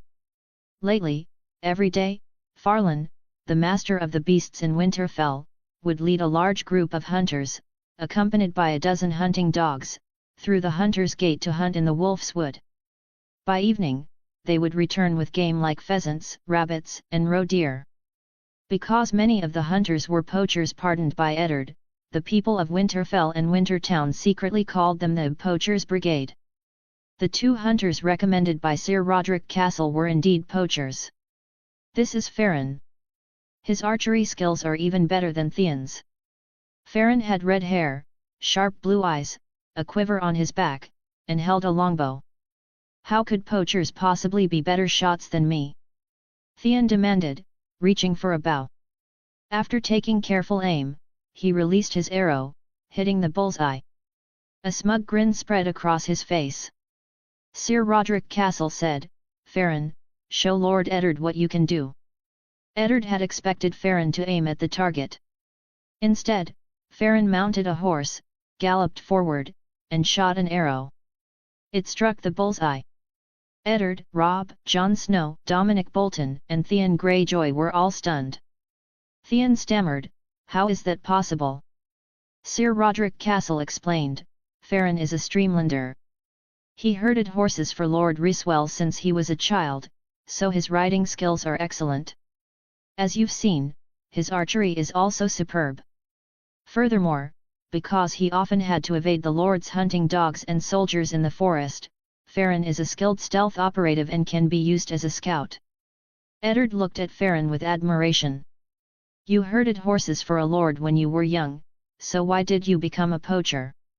Farron said apologetically, "My Lord Eddard, when I was young, I stole a white horse from Lord Ryswell to get money to treat my sister's illness, but she still died.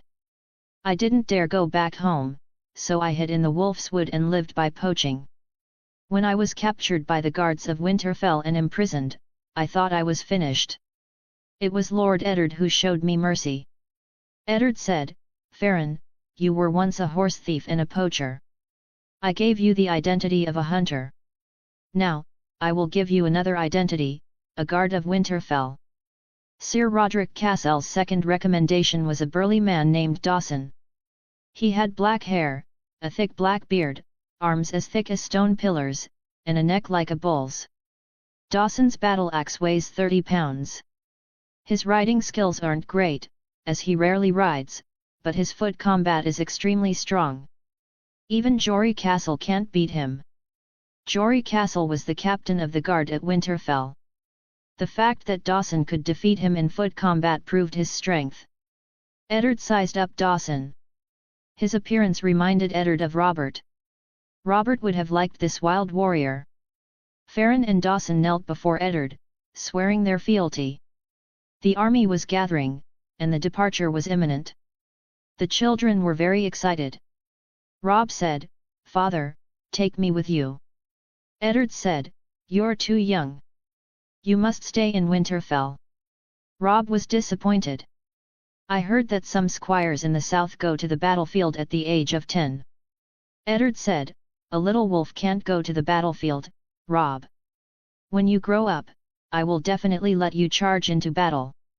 Now, your task is to stay in Winterfell. While I'm gone, you must help your mother and protect your brothers and sisters. Dominic Bolton and Theon Greyjoy, both eager, were to accompany Eddard to the battlefield. Dominic said, My Lord Eddard, I can't wait to prove myself on the battlefield. Last year, in the Vale, while serving as a squire to Lord Redford, I fought alongside the Vale Knights against the High Clans in the wilderness. I wounded a Black-Ear clan cavalryman, but a Vale Knight beside me stabbed him to death, and I missed my first chance to kill an enemy. Do you crave killing and blood? Dominic was a kind and versatile man, but he was, after all, the heir to the Dread Fort. What I crave is the glory of battle. Dominic touched the long sword in his hand. The Dreadfort's lands have also suffered from the Ironborn pirates' raids.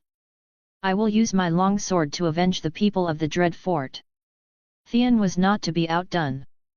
My Lord Eddard, I request that you send me to White Harbour. Give me command of the fleet there. I am the heir to the Iron Islands, a natural Ironborn, a master of naval warfare. Eddard said, Theon, the fleet from White Harbour has already set sail. You should stay by my side, and when we reach the coast, you will have your chance to shine. Theon was indeed an Ironborn, but he was hardly a master of naval warfare. He had been sent to Winterfell at the age of 10 and hadn't seen the sea since. Jon Snow approached Eddard. My Lord Eddard, can I come with you? Eddard said, Jon, didn't you hear what I just said to Robb? You and Robb are too young to go to war, you're staying home. Jon Snow looked troubled. I'm not trying to be difficult, but if I stay at the castle, Lady Catelyn, she won't be happy. Eddard almost forgot about that. As a bastard, Jon Snow had to constantly endure Catelyn Tully's hostility. As long as Catelyn was in Winterfell, Winterfell could never be Jon Snow's home. This put Eddard in a difficult position. Jon, why don't you go stay at the manor outside Winterfell for a while? Jon Snow said, Lord Eddard, I just want to go with you. Bastards grow up fast. I can adapt to military life. I don't even need to go to the battlefield. Just let me wear your armor and clean your sword. Eddard was helpless and had to agree. It was incredibly difficult for Jon, but this was a difficult time. Chapter 31, The Gathering of the Northmen. Eddard stood on the battlements of Winterfell, surrounded by his bannermen. Outside Winterfell, banners snapped in the wind, and the land teemed with people. Eddard saw the steel gauntlet of Deepwood Mott's Lord Galbert Glover. A few days prior, Galbert Glover and his brother Robert Glover had arrived at Winterfell with 800 soldiers from Deepwood Mott and 300 from the forest tribes. They were all skilled archers. Merrick Searwyn's spearmen had arrived earliest, numbering 700. Seerwin Keep was the closest noble house to Winterfell. Their sigil was a sharp battle-axe. Whenever Winterfell summoned its banners, House Seerwin was almost always the first to arrive, truly living up to their motto, sharp and ready. Sir Herman Tallheart, the Lord of Torrens Square, had brought 800 mounted archers. The 3 trees of House Tallheart's banner flew proudly over their camp. Moat Cailin sent 800 cavalry. Lord Roderick Ryswell, due to his advanced age, had chosen to remain at Moat Cailin and sent his brother, Roger Ryswell, to command the cavalry. The cavalry of Moat Cailin bore the horse head emblem on their shields. Lady Barbary of Widow's Watch sent Darren Dustin with 500 infantry from Widow's Watch.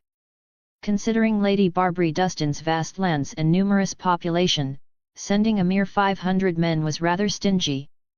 Lady Barbary had always been rather uncooperative with Winterfell's commands, and Eddard's taking of Domeric Bolton, the heir to the Dread Fort, as a ward had not changed this. Domeric was the son of Barbary's sister, Bethany. After Bethany's death, Barbary took Domeric to Widow's Watch to raise him. Ever since her husband, William Dustin, died at the Tower of Joy and was buried in the foreign lands of Dorne, Barbary had been a widow. Naturally, she had no children, and this sorrowful widow had always treated Domeric as her own son. Fortunately, Lady Barbary sent strong young men. If she'd sent a bunch of the old and infirm, Eddard would have been truly cross with Widow's Watch. The knights sent from White Harbour numbered 1,000, led by Sir Wendell Manderley, Lord Wyman's second son. Sir Wendell, like his father, was a large man, though a size smaller than Lord Wyman. Arriving with the White Harbour Knights were 500 soldiers from the House of Hornwood. According to the news brought by Sir Wendell, his brother, Wayley Manderley, heir to White Harbour, had set sail by sea with 1,000 soldiers, departing from White Harbour to sail towards Roose Bolton's lands via the Bay of Seals. White Harbour had generously provided 1,000 cavalry and 1,000 foot soldiers to deal with the Skagosi pirates. Although the pirates hadn't threatened White Harbour's territory directly, their actions had affected trade. If allowed to continue, captains from all over the world would be reluctant to trade with White Harbour because of the pirates. This was clearly something Lord Wyman couldn't tolerate. Following Eddard's instructions, Lord Wyman commandeered a dozen merchant ships that were in White Harbour. These included swan ships from the Summer Isles, Ibbenese whaling ships, large Lysane sailing ships, and merchant vessels from all over the 7 kingdoms, plus 10 ships of varying sizes belonging to the Manderley family. After arriving at the Three Sisters, Wayley Manderley's makeshift White Harbour fleet would hire Sisterman ships as scouts. The Three Sisters were desolate and impoverished, and historically, the Sisterman pirates had been a major headache for White Harbour and the Vale, and their naval combat skills were far superior to those of the Northerners. In addition, Oldtown and Widow's Watch would send the few ships and forces they had to join the White Harbour fleet along the way. Eddard couldn't help but worry about the fleet of over 1,000 ships, entrusted to the portly Wayley Manderley. Northerners were notoriously inept at naval warfare. This hastily assembled fleet of White Harbours included captains and sailors from Ibben, the Summer Isles, Les, Pentos, and other corners of the world. Even a capable commander would find this a challenge, let alone Wayley Manderley. As the heir of White Harbour, Eddard had no doubt about Wayley loyalty, but loyalty and competence were two different things.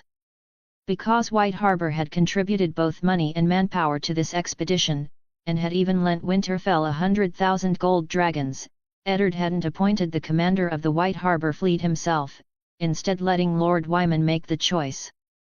The result was that he'd chosen his own heir. White Harbour wasn't short on valiant knights, with Lord Wyman of White Harbour alone possessing over 100 landed knights. If Eddard had been picking the naval commander for this expedition, he would have chosen Maron Manderley. He was a cousin of Lord Wyman and also the commander of White Harbour's garrison. Eddard knew he could only pray that the White Harbour fleet would fare well. Otherwise, even if the Northern Army gathered at Seal Bay, they wouldn't be able to cross the sea, let alone sweep Skagos. Standing atop the walls of Winterfell, Eddard was lost in thought. Maester Luwin, send a raven to Roose Bolton at the Dread Fort. Tell him to spare no effort in assisting the White Harbour Fleet.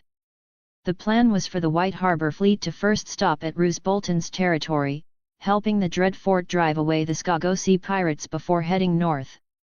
Eddard had never trusted Roose Bolton, with his soft-spoken manner, but no one could deny the Dreadfort's lord's abilities. He was sly, skilled in battle, and experienced. Standing beside Eddard, Galbert Glover, clad in a black moleskin robe, asked, "My Lord Eddard, I've been wondering, does it really require such a large army to deal with the Skagosea pirates?" Eddard said, "If we weren't driving the Skagosea pirates back into the sea, we wouldn't need so many men. But our goal this time is to pacify Skagos." When the army marched north, after the mountain clan's warriors, House Umber, House Karstark, and the Dreadfort's forces joined, this army would undoubtedly exceed 10,000. Maester Lewin, based on information from the Skagosea rebellion over 100 years ago, deduced that the combined forces of all the Skagosea tribes couldn't possibly exceed 5,000. However, if there were Ironborn on the island or mercenaries from across the narrow sea, that would be another matter. Of course, I have another consideration, which is to deter the enemy. Imagine, when the Skagosea pirates are defeated by the North's army and flee back to the island, the news spreads, and fear will spread among the various Skagosea tribes. This will be more advantageous for our landing operation. Now that the army had gathered, it was time to set out. Every day the army stayed in Winterfell meant wasting a significant amount of food. Eddard understood that it was time for the Skagosea to taste the North's fury.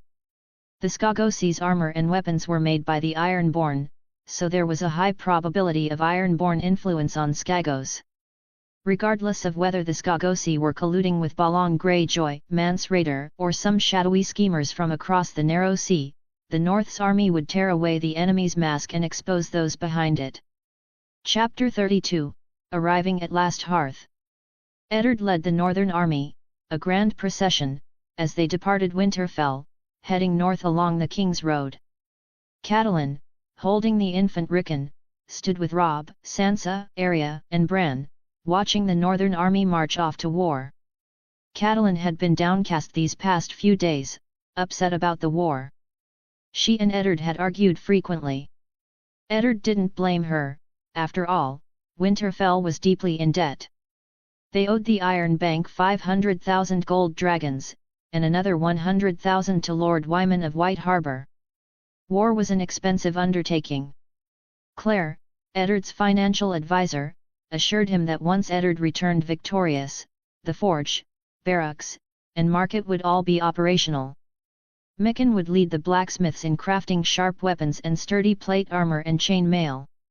The market would provide shelter from the elements for those trading in Wintertown, and the barracks would offer training and living quarters for the Wintertown Guard, as well as serving as a crucial assembly point for future Winterfell armies. Douglas the carpenter's toy workshop would also soon be in production. This toy maker, whose travels had taken him throughout the Seven Kingdoms, produced wooden knight toys, wooden animal toys, and other items that promised to bring great profits to Winterfell. Eddard rode at the head of the column, with Robert Glover of Deepwood Motte beside him. Robert Glover had a well-defined face, with a mass of grey-brown hair and beard. He was tall and lean.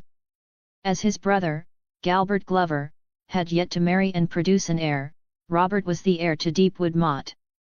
Eddard said to Robert Glover, "Robert, choose 20 cavalrymen and scout ahead." Robert frowned. "Lord Eddard, we just left Winterfell. This is the heart of the north. What enemies could there be? Do we really need to scout?" Eddard replied, "Are we supposed to wait until we reach the coast before sending out scouts? A large army must always be vigilant. I'm sending my guard, Farron, with you." Robert Glover often visited Winterfell and knew many of the guards. He didn't recognize Farron, and he sized him up. "Lord Eddard, is this a new recruit of yours?" Eddard said, "Farron used to be a poacher, but he's a marksman." When he heard the word poacher, Robert Glover's face immediately darkened. "Lord Eddard, the Glover family does not cooperate with poachers. Poachers only steal the property of nobles from the forest. Most of Glover's lands were forests, and he had always hated poachers. Eddard said, Farron has turned over a new leaf. He is now one of my guards. Robert, go with Farron and lead the scouts. Robert Glover had no choice but to set off with Farron and the scouts. Sirio Farrell, the Bravasi water dancer, walked on Eddard's left. The burly Dawson carried a 30-pound battle axe and held Eddard's Valyrian steel sword, Ice, following on the right. Theon trailed not far behind, a characteristic smile on his face. Jon Snow and Dominic Bolton rode together. Since Maester Luwin remained in Winterfell, Eddard had entrusted Dominic with the task of managing the ravens and sending messages, with Jon assisting him. They brought with them 10 cages of ravens. Leading the procession were the cavalry and mounted archers from White Harbour, Torrens Square, and the Riverlands, numbering over 2,000. The infantry marched in the middle, armed with spears, axes, maces, and even scythes and hammers, a diverse array of weapons. The supply train brought up the rear. Eddard had assigned Sir Hyman Tallheart of Torrens Square and Darren Dustin of Dustin's Barrow to oversee it. The supply train, filled with provisions, was of utmost importance.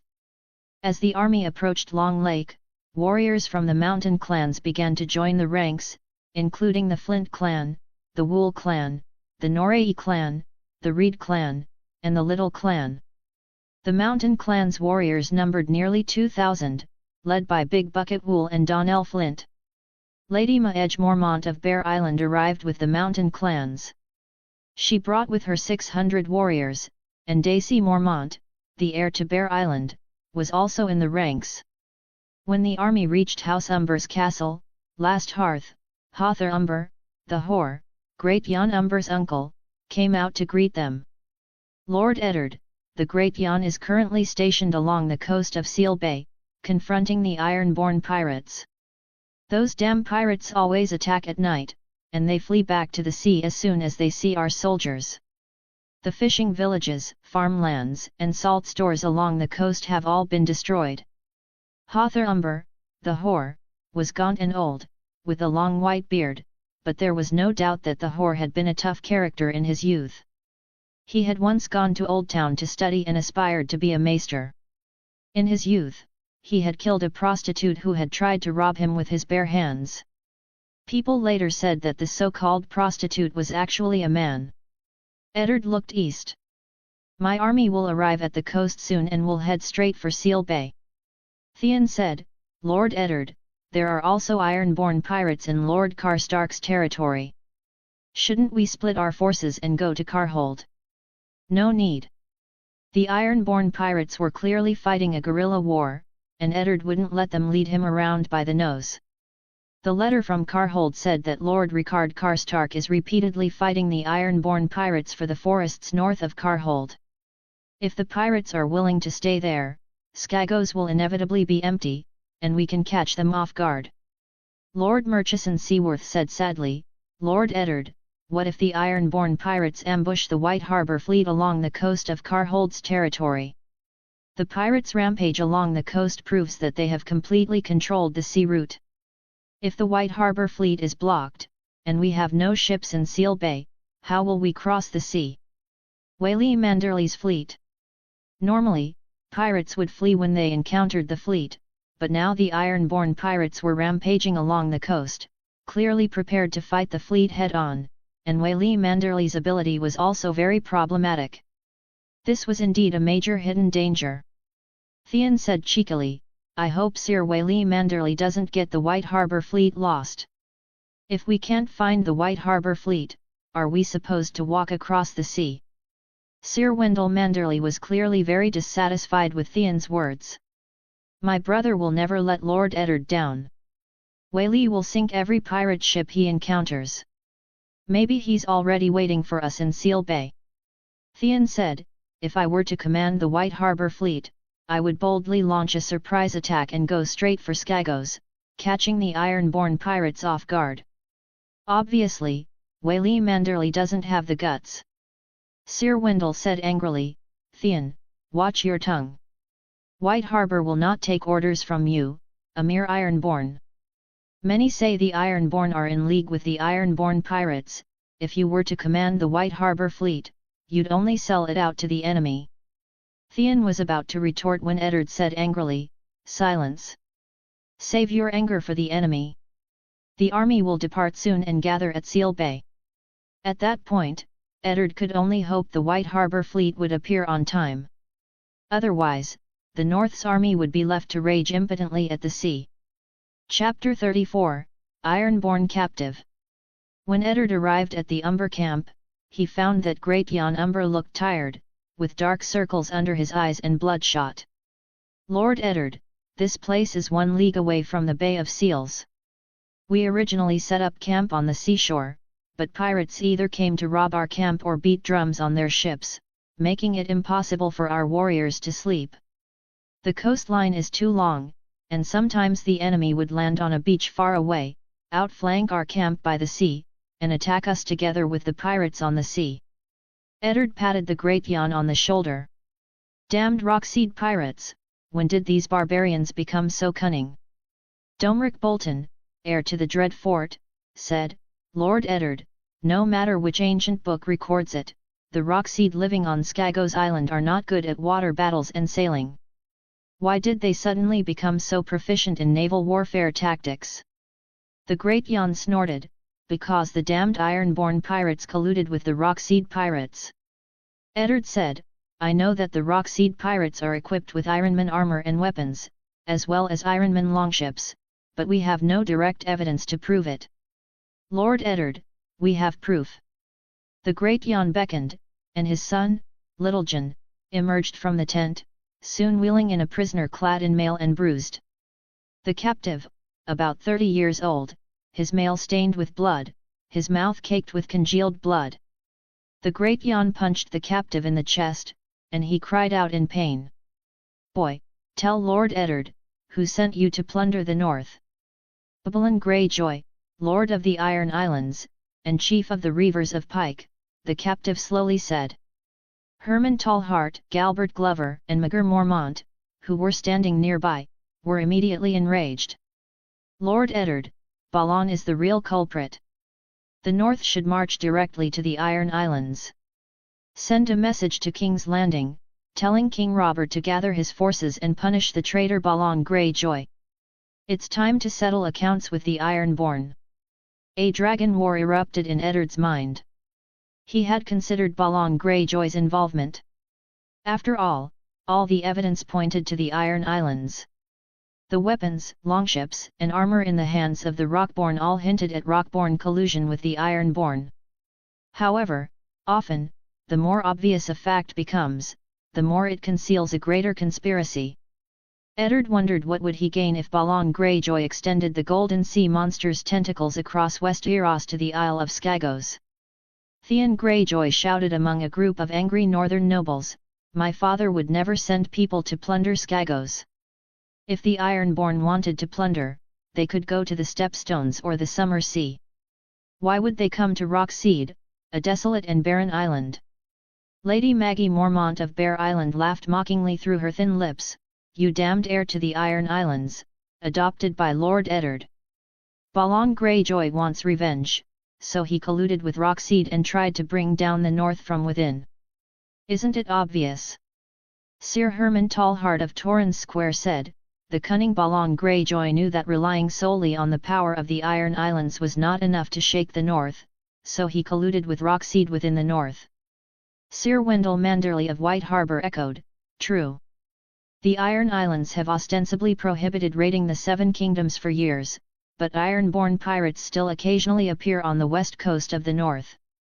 King Balon knew that if he directly attacked the North, King Robert would consider it a rebellion, so he chose to collude with the Rockseed and let the Rockseed attack the North. They. Other northern nobles echoed in unison, and Theon became anxious. Your evidence comes from a prisoner. Who knows if he's lying? What if someone is secretly plotting a conspiracy, deliberately provoking conflict between the Iron Islands and the North? Eddard had to agree. King Balon is a suspect, but the possibility Theon mentioned is also possible. The great Jan kicked the captive. "Tell my lord Theon, what is your name? Where are you from?" The captive replied, "James Cotter, from the Iron Islands." James Cotter did indeed speak with an iron-born accent, a fact Theon could not deny. He forced himself to remain calm. Who knows if this fellow is a rockborn or something else? Anyone can call themselves an ironborn. Besides, even if he is truly ironborn, truly from House Cotter, he's just a commoner. What weight does his words carry? This family is lying. I grew up in the Iron Islands and have never heard of James Cotter. Do you know the Cotter family? They are the lowest nobles in the Iron Islands, descendants of slave laborers. Even the commoners despise them, hence their motto, disdain and contempt. How shameless! James Cotter flashed Theon a terrifying smile. We were indeed sent by King Balon. The Ironborn resent the Starks for helping Robert suppress the Iron Islands, so we're seeking revenge. The collusion with the Rockseed was the idea of your uncle, Euron Greyjoy. Euron Greyjoy, the Crow's Eye, was a dangerous figure among the sea monsters. When King Balon launched the rebellion, Euron planned the Iron Fleet's raid on Lannisport, burning the Lannisport fleet in the harbour. This allowed the Iron Islands to easily gain control of the seas along the Riverlands and the Westerlands in the early stages of the war. Colluding with the Rockseed certainly seemed like Euron's work. James Cotter continued, according to the Crow's Eye's plan, once the Northern Army is attracted to the east coast by the Rockborn pirates, Balon will send his second brother, Victarion Greyjoy, to lead troops to sweep the west coast of the north. The Ironborn will send troops to occupy Deepwood Motte and Bear Island, and may even bring the war to Barrowton. Historically, Bear Island has long been ravaged by Ironborn pirates, forcing the women there to become strong female warriors. Countess Maggie Mormont of Bear Island said in astonishment, "What a wicked plan, Lord Eddard. If the Ironborn army really makes a feint to the east and attacks in the west, my Bear Island, my people and my castle will all be in danger." Galbert Glover said, "Deepwood Motte is also in danger. Our wooden castle is vulnerable to war." A smug expression appeared on James Cotter's face. Although it was only for a moment, Eddard still caught it. Ed said, "James, are you willing to swear to the gods in heaven about the things you said?" James Cotter curled his lips, "Duke Ed, I have become a prisoner, how dare I lie? I swear in the name of the new and old gods that what I said is true." Ed said coldly, "New and old gods? Don't the Iron people believe in the drowned god? You have to swear to the drowned god." James Cotter was obviously panicked, sweat on his forehead. "This place is too far away from the ocean, and the drowned god can't hear me if I swear to him." Ed said, the smell of sea salt can be smelled in the water, and the drowned god can certainly hear it. You must swear that if you lie, you will never be able to enter the drowned god's water palace to feast after your death." The Ironborn would never swear such a vicious oath to the drowned god. Now many northern nobles saw that James Cotter was lying. Theon kicked James Cotter in the face and said, "This kid is not telling the truth at all." They. Soldiers of House Umber dragged James Cotter out. Domeric Bolton looked at Eddard with admiration. "Lord Eddard, we almost believed James Cotter's lies. How could you see through them?" Eddard said, "He said too much. He came from a despised slave family and was at most a captain. How could King Balon and Euron reveal such an important plan to him?" Chapter 35, King of Rocks. Although James Cotter's lies were exposed by Eddard, his Iron Islands accent and his devotion to the drowned god proved that he was an Ironborn. In the tent, Eddard looked at the great Jan Umber and asked, "How many Ironborn prisoners have you captured?" The great Jan said helplessly, "Too damned few. Whether they are Ironborn pirates or Rockborn pirates, they are equipped with Ironborn armor and carry Ironborn weapons. They never fight head-on, but only launch sneak attacks. When we encounter such enemies, we have no choice but to kill them, otherwise our casualties will be even greater." In addition to James Cotter, we also captured a few iron-born prisoners, but these prisoners were seriously injured. Some died of excessive blood loss after being recaptured, and some died after a few hours of torture. These prisoners all confessed that King Balan of the Iron Islands was the mastermind, so I believed it. Eddard said, James Cotter was lying. It seems that this group of iron-born pirates who colluded with the rock-born pirates agreed to a unified statement before setting out. Once captured by the Northerners, they confessed that it was King Balan who sent them. The iron-born pirates seem to be deliberately diverting the anger of the North to Balan Greyjoy. Besides Balan Greyjoy, have you extracted any other names from the iron-born captives? Great Jan Umber folded his strong arms across his chest. Some iron-born captives gave away the names of the Iron Whore and Helen Pike before their death. Lord Eddard, I suspected back at Winterfell that these pirates were recruited by Cotter Pike of Eastwatch. Look at this Helen Pike, she shares Cotter Pike's last name. Perhaps she's his sister. Eddard couldn't help but smile. Even someone as naive as the Great Jan would make such a mistake. Eddard explained to the Great Jan, Pike is the surname of a bastard from the Iron Islands, just like Jon Snow from the north, Fleur from the Reach, and Ston Eden from the Vale.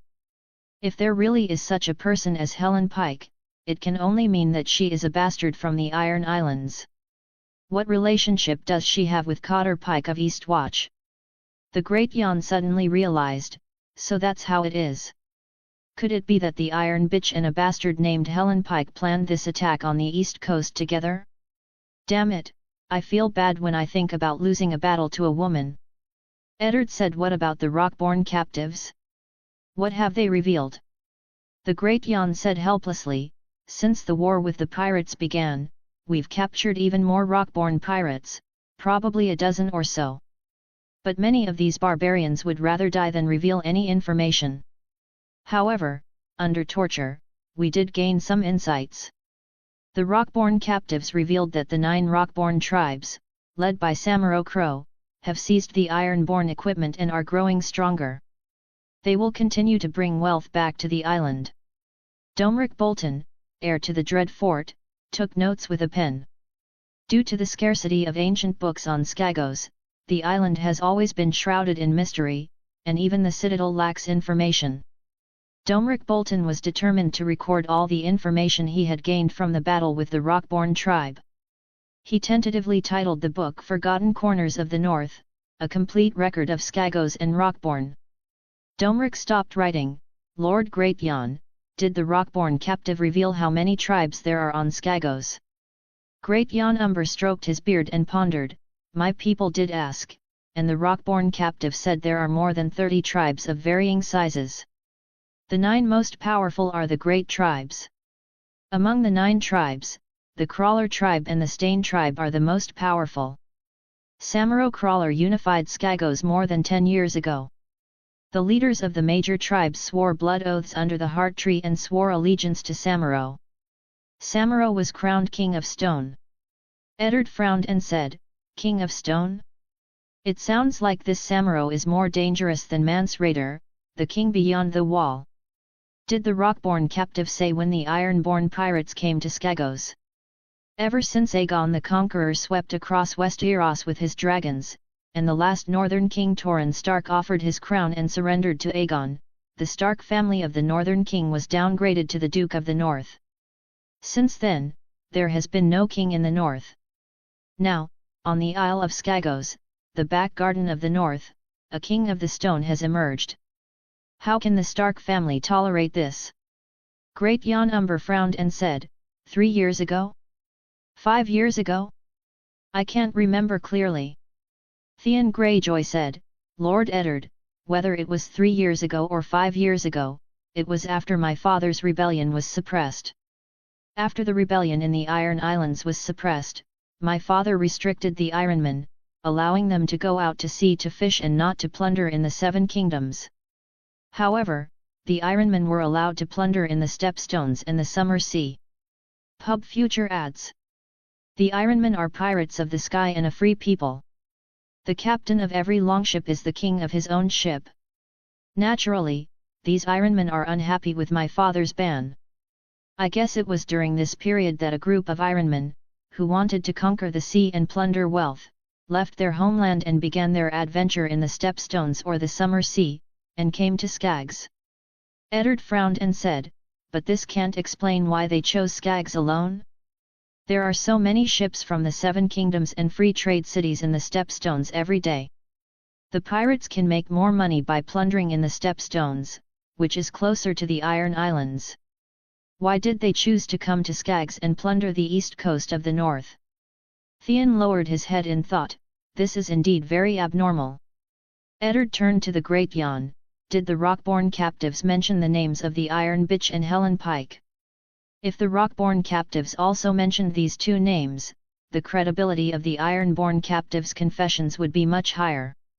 The Great Jan shook his head. No. But the Rockborn captives did confirm that there were women among the Ironborn. The Ironborn pirates were undoubtedly allied with Samuro, Lord of the Stone.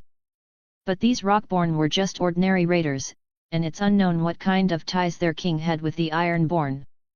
The Rockborn captives also mentioned that the Ironborn initially brought longships, weapons, and armor from the south, and later, blacksmiths and shipbuilders arrived on the island. The Rockborn didn't know how to smelt steel or build ships, but Samuro, Lord of the Stone, treated the blacksmiths and shipbuilders well on the island, giving them their own smithies and shipbuilding facilities. Accepting Ironborn to build ships and forge iron for Rockborn suggests Samuro's ambitions extend far beyond unifying Skagos. When Eddard expanded Winterhaven, he had Theon Greyjoy write to Lord Balon, asking the North to hire blacksmiths and shipbuilders from the Iron Islands. But Lord Balon was perfunctory, sending only apprentice blacksmiths and no shipbuilders at all. There are now Ironman blacksmiths and shipbuilders on Skagos Island, which is an advantage over Winterfell. Eddard feels unhappy when he thinks of this. Eddard said angrily, it seems that this damned Stone King, Samuro, intends to use the wealth plundered from the north to develop the economy of Skagos and strengthen the Rockkind's military. Domeric Bolton held up a pen and said, Lord Eddard, how can this be the work of a cannibalistic barbarian? Even if only half of the Rockkind captives' confessions are true, this Samuro is no simple man, no pushover. It seems that the information about Rockkind and Skagos in the north and the Citadel is seriously out of date. My book will record the true Rockkind. Eddard praised, you have the ability. Domeric turned to the Great Jan and said, Lord Great Jan, have these Rockkind captives told us whether there is currency on Skagos? Maester Baldur's Edge of the World records that the Rockkind practice cannibalism and have no concept of currency. When dealing with outsiders, they barter, using obsidian and unicorn horns to trade with adventurers who come to the island. Is this true? Have the Rockborn captives told me whether the records in these documents are true? How exactly do they trade? The Great Jan cursed. The damn Rockborn pirates are wreaking havoc on my territory. How can I be in the mood to ask them how they spend their money? Chapter 36, Arrival at Seal Bay. Since Great Jan Umber reported that the Rockseed and Ironborn pirates preferred to attack at night, Eddard decided to launch a counterattack. Umber's men said that recently, the pirates had been landing on distant beaches, flanking the Umber camp on the coast. While the Umber soldiers were busy dealing with the enemy behind them, the pirates hiding at sea would launch a surprise attack from the beach, catching the Umber troops in a pincer movement, a tactic that had proven consistently effective. Eddard ordered Jory Caesar, captain of the Winterfell Guard, to take 20 of Winterfell's personal guards to the beach and set up 10 tents, filling them with scarecrows and some food. As dusk faded and darkness fell, Jory Caesar led the Winterfell guards back to the Northern Army's camp. With the bait laid, they waited for the enemy to take the bait. At midnight, scouts led by Farron and Robert Glover spotted the enemy. In the darkness, about 50 pirates circled around to the back of the camp and roared as they charged in. Pirates from the sea also emerged from the beach and entered the camp, setting some ablaze.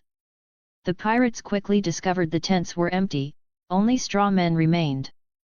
At that moment, Great Jan Umber sounded the horns of the north, their echoes reverberating across the sea and sky. Cavalry from streamlands, the knights of White Harbour, and horse archers from Torren Fjord charged in from all directions. Eddard, riding a grey warhorse and wielding the great sword Frost, led the Winterfell cavalry in the charge, with Captain Jory Caesar of the Winterfell Guard, Sirio Farrell, the Bravus water dancer, and Dawson, the guard, close behind. In recent days, House Umber had rarely used cavalry to attack the pirates, because the pirates had once burned their camp, killing many of their horses, causing them to run away, or steal them. Since then, House Umber had been plagued by a lack of horses, giving the pirates more flexibility in their guerrilla warfare. The pirates were clearly unaware of the Northern Army's arrival. When shouts of "Long live Winterfell! Long live Starks! Long live Streamlands!" and "Long live White Harbour!" echoed from all directions, the pirates immediately realized they had fallen into a trap. Faced with cavalry charging out of the darkness from all sides, the pirates could only hastily engage in battle. Many pirates were trampled underfoot before they could even react. The Northern cavalry lost only 5 men, but killed more than 30 pirates and captured 8. Only a small group of pirates escaped to the sea, boarded ships, and fled. When the Northern cavalry reached the shore, only 3 longships remained. After the battle, Jon Snow said, "Lord Eddard, it's a pity some pirates escaped." Eddard replied, "Let them escape. When they reach Skaggs and bring news of the Northern armies gathering at Seal Bay, the Rockhead and Ironborn pirates there will be terrified. Once that fear spreads among the enemy, they will be too afraid to withstand the onslaught of swords and fire." Demillic Bolton's longsword was stained with blood. "Theon, I killed an enemy. This pirate became the first enemy I've ever killed." Theon dismounted and began rummaging through the corpse of a pirate riddled with arrows. "I shot 3. Demillic said. "With so many archers firing, how do you know it was you?" "Believe it or not, I knew whether I hit or not when I drew my bow." Theon pulled off the pirate's sealskin boots. "Why are you rummaging through a dead man's belongings?" Demillic asked, puzzled. Theon said smugly, "Flay, you don't understand, do you? I shot this guy dead, so I have the right to take everything he had. That's called paying the iron money. His spoils are mine. It's a pity he was a pauper, only his boots were decent." The prisoners were brought before Ed. They were all tall, burly men with stubble and thick body hair, wearing animal skins over chain mail. In appearance, these men looked more like Rockborn than Ironborn. Ed asked, "Which of you is an Ironborn?" Some glared at Ed, some were indifferent, and some looked disdainful, but none of them were afraid. A pirate wearing a horned helmet sneered, "None of us are Ironborn, we are all Rockborn." The horned pirate's gaze lingered on the dire wolf emblem on Ed's chest. "You're the Wolf King of Winterfell? Let me tell you, the Stark family of Winterfell will never again be able to make the proud Rockborn kneel. Samuro Crowley, the Rock King, will slaughter every one of you." Great Jan kicked the horned helmet pirate in the mouth, the sound of teeth shattering echoing as the pirate groaned and fell to the ground, spitting out 2 broken teeth. Great Jan drew his dagger. "Lord Eddard, these beasts have killed many of my warriors and people, and abducted women and children. Kill them all. None of the Rockborn we've captured have surrendered anyway." Eddard shook his head in refusal. "No, we lack knowledge of Skaggs Island and the Rockborn who live there. Capture them first, torture them severely, and perhaps we can extract some information." These Rockborn pirates had just been captured, gathered together, none of them would dare to be cowards. But given time, and through individual interrogation, Eddard believed he would surely gain something. After the Northern Army appeared at Seal Bay, the pirates who had ravaged House Umber's territory vanished like dew in the sunlight. The pirates boarded longships and fled towards Skaggs, the largest island in the north, on the eastern shore of Seal Bay. Those who couldn't escape back to sea were all killed by Northern soldiers. Soon, the coastline returned to tranquility. However, the burnt farmland, the burned fishing boats along the coast, the destroyed saltworks and fishing villages ravaged by war, and the corpses lying everywhere all spoke of the sorrow left behind by the pirates. Sir Herman Tahar of Toren Fjord said, "Lord Eddard, the fleet at White Harbour hasn't arrived yet. Where should we camp? To prevent the pirates from returning, I suggest we retreat to a point 1 league from the coast. It will be safer to camp there." "No, we'll set up camp right here," Eddard refused. "We'll arrange the supply wagons and provisions at the rear of the camp. Along the seaside of the camp, we'll raise the dire wolf banner of Winterfell and the banners of the various northern families. If the pirates dare to scout, they'll know they have no chance once they see our large, flag-flying army." Jory Caesar said, "Lord Eddard, we don't know where the fleet from White Harbour has gone. Should we send ravens to search for them?" Eddard shook his head. "Forget it.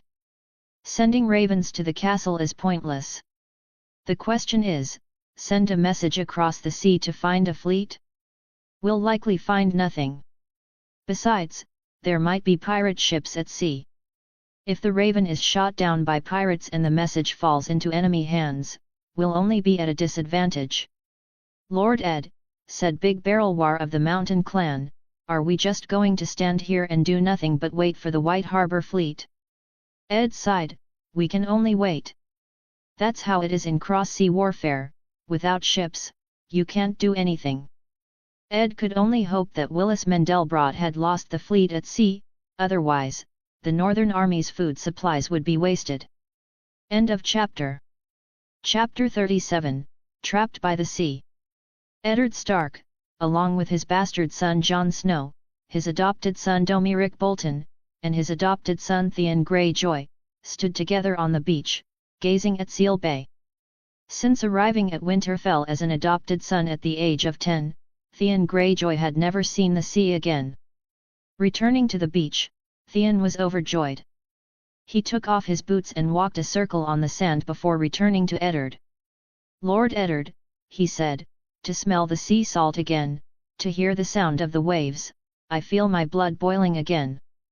The Ironborn were born sea warriors. Most of the people of the north were descendants of the first men, who had never desired to conquer the ocean. It was precisely for this reason that Skaggs Island, across from Seal Bay, remained outside the rule of the Stark family of Winterfell. Domeric Bolton gazed eastward. "Lord Eddard," he said, "Skaggs Island is somewhere east of Seal Bay. We'll be entering a strange island unfamiliar to both the ancient texts of the Citadel and the Winterfell Library. I'm confident I can finish this book about the Rock Seeds, the Forgotten Corner, a complete record of Skaggs Island and the Rock Seeds." Theon looked bored. Who would read a book about the Rock Seeds? A bunch of cannibalistic barbarians. Also, Domeric, I suggest you change the title. Give it a shorter one. Who would be interested in such a cumbersome name? Domeric calmly replied, "I'll consider it. I have a feeling this will be a great adventure. When the White Harbour fleet arrives, the Northern Army will. They will sweep through like a whirlwind, utterly destroying the Rockborn, forcing the rebellious Rock King Samuro Crow to kneel in submission. The evil queen hiding on Skaggs, whether she's Iron Bitch or Helen Pike, will be wiped out by the Northern Army along with her schemes." Jon Snow said. "I think so too. Durin I conquered Dorne without bloodshed, we can certainly conquer Skaggs as well." Eddard sighed. "Durin I failed to hold Dorne, tens of thousands died for his conquest. Jon, do you think we can hold the island if the Northern Army defeats the Rock King and the Rockborn, and then returns home?" "Yes," Jon Snow said with an unquestionable tone. "We'll leave behind our elite troops, and anyone who rebels will be executed. They will surely submit." Eddard disagreed. "That's a dangerous idea. Slaughter cannot win the love of one's people. Aegon the Conqueror and his sisters, with dragons in their hands, if they had burned every king or lord who ever resisted them, Aegon would have only ruled over a pile of bones and ashes." Domeric said, "Lord Eddard, the Northern Army will definitely crush the Rockhead. They only know guerrilla tactics, they'll flee at the sight of the Northern Army. Young people are always so confident. If only Eddard could be as confident as Demillic. Theon, Demillic, and Jon Snow, who hadn't gone to the battlefield, were all boasting about the skirmish along the coast of Seal Bay. Little did these young men know that the real battle would take place on Skaggs Island after crossing the sea. Although the Northern Army had only been encamped at Seal Bay for 2 days, it felt to Eddard as if 2 years had passed. The ragtag fleet of White Harbor still hadn't appeared. Where exactly did Willis Mandorl take his fleet?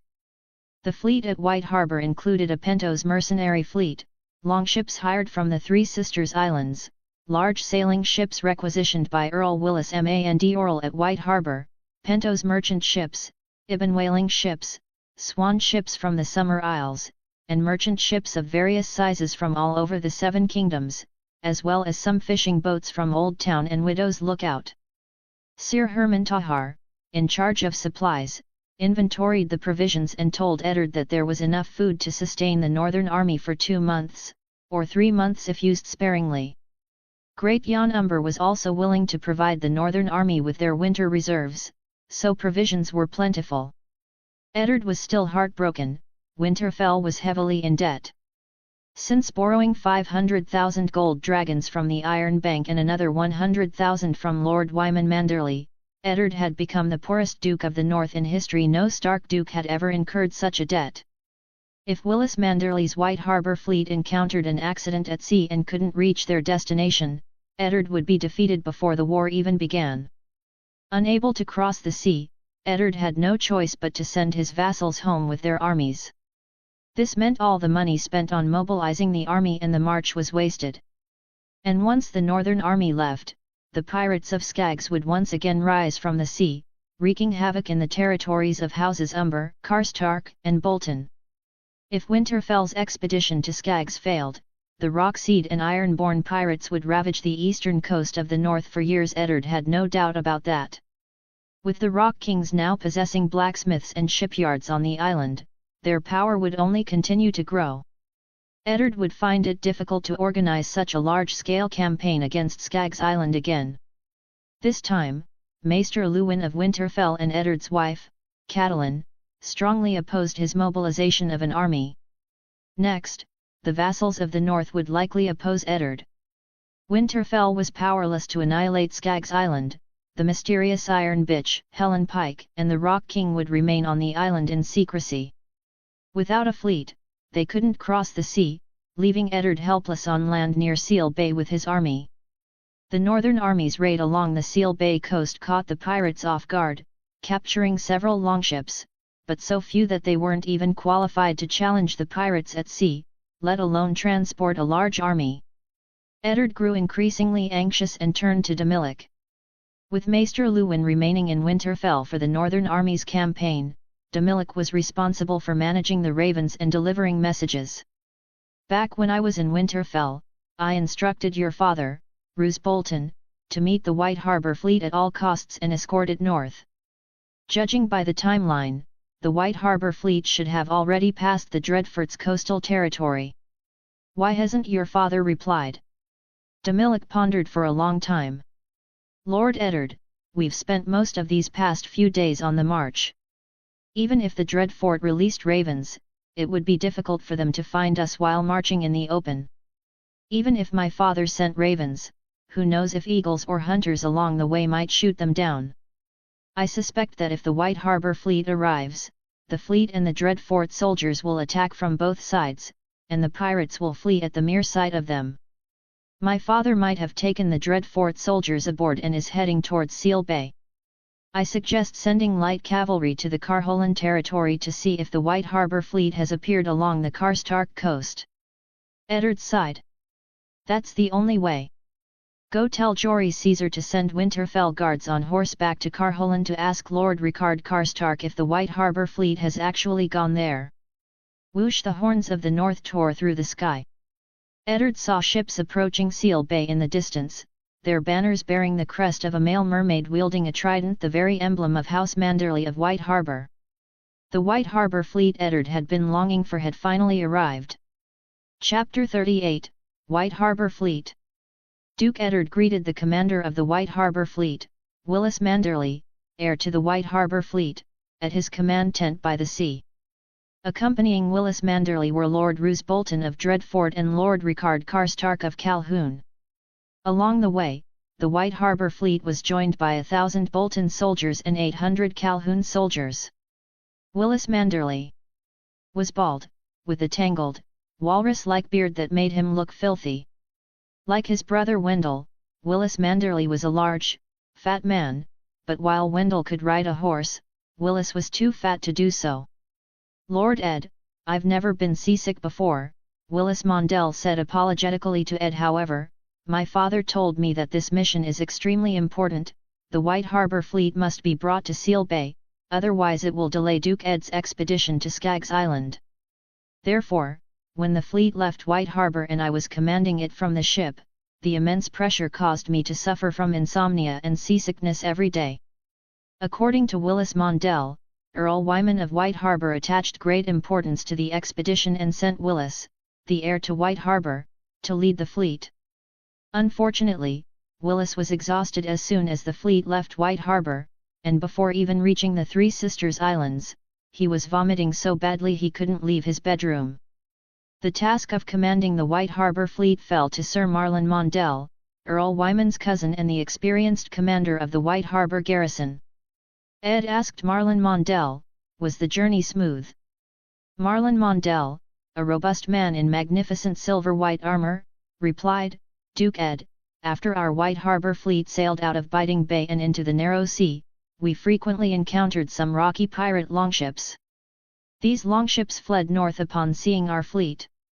At first, everything went smoothly. However, upon reaching the coast of the Bolton family's territory, the number of pirate ships increased significantly. Some longships began to gather and exchange arrows with our fleet at sea. The pirates used rockets, and a merchant ship from White Harbour and a fishing boat from Widow's Lookout caught fire, but fortunately, the fires were extinguished. After the initial encounter, the pirates continued their northward escape. I dared not be careless, fearing an ambush at sea. So I dispatched the sister men ships to lead the way, and had the Pento's mercenary ships protect the fleet's flanks and rear. I ordered all captains to be on high alert, ready to deal with any looming pirate threat." Roose Bolton said softly.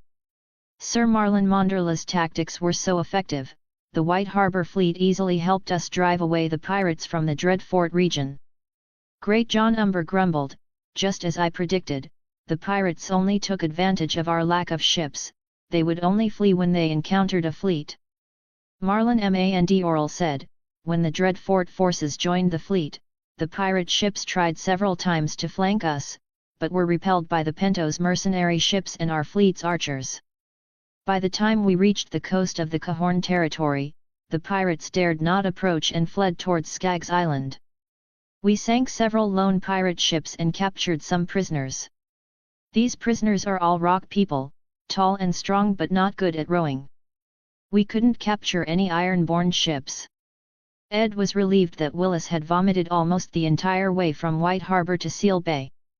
If Willis had commanded the White Harbour Fleet, not only would their arrival time have been longer, but the losses would have been even greater as they traversed pirate-infested waters.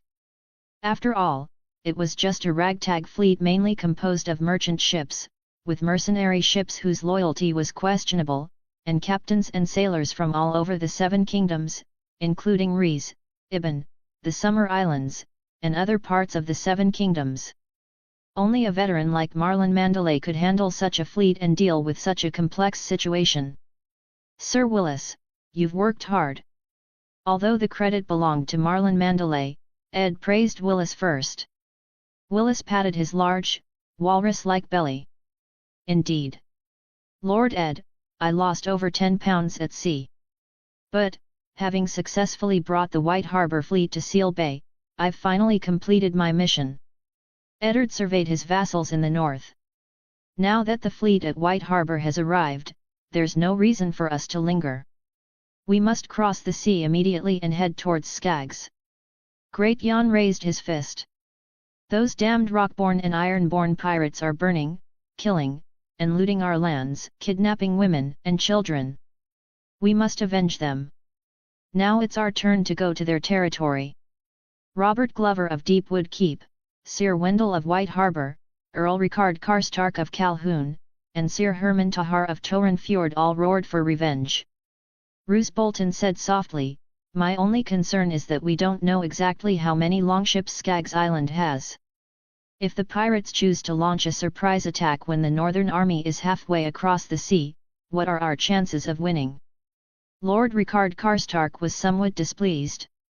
"You've seen it yourself, the bastard pirates don't dare to engage the fleet directly." Ed said, "I think Lord Roose's concerns are not unfounded. What if the enemy is just feigning weakness to lure us in? To be on the safe side, we should devise a thorough plan." Sir Marlon Mandorl said, "I suggest that the sisters' ships lead the way. These sisters have been engaged in piracy on the Stepstone Islands for many years and are very familiar with the iron-born pirates' tactics. They are even less adept at naval warfare than the rock-born pirates." Ed nodded in agreement. "It's settled then. The fleet will be protected at sea by Pento's mercenary ships and Summer Isles ships to prevent the pirate ships from flanking us." Roose Bolton frowned. "Lord Ed, the Pento's mercenary ships appearing on the flanks. I understand, but why send Summer Isles ships to protect the flanks?" Eddard explained, "It's because the Summer Isles Swan ships are equipped with the Summer Isles' unique golden heartwood longbows. These bows easily surpass the range of ordinary arrows. Only the dragon bone bow can surpass the range of the golden heartwood longbow, and dragon bone bows are extremely rare and precious. Therefore, few pirates dare to provoke the Summer Isles Swan ships." Great Jan Umber said, "Lord Eddard, I suggest that our Umber soldiers lead the charge. We can launch surprise attacks from multiple locations on the island, landing at multiple points, catching the rockborn and ironborn off guard." Eddard thought for a moment, "The Umber soldiers can lead the charge, but I will not divide my forces. Skaggs Island is too mysterious, the Northern Army couldn't even find any natives of Skaggs Island to act as guides. The Northern Army had captured some rockborn prisoners, but none of these prisoners were currently willing to reveal valuable information to the Northerners, let alone act as guides for the Northern Army. Landing on an unfamiliar island and splitting the army to allow different commanders to explore unfamiliar territory makes it easy for Skaggs to defeat them piecemeal. Over a century ago, during the Skaggs Rebellion under Durin II, the Northern Army achieved numerous victories on the mainland, but upon reaching Skaggs, they encountered fierce resistance. Ultimately, after 3 years and the deaths of thousands of warriors, including then Lord Bay Stark of the North, Winterfell failed to subdue Skaggs. Learning from this painful lesson, Eddard prefers to concentrate his army, establish fortifications, and set up camp before advancing slowly. Once on the island, Samuro Kruger, the Rock King, his Iron Bitch, and the enigmatic Helen Pike will unveil their mysteries.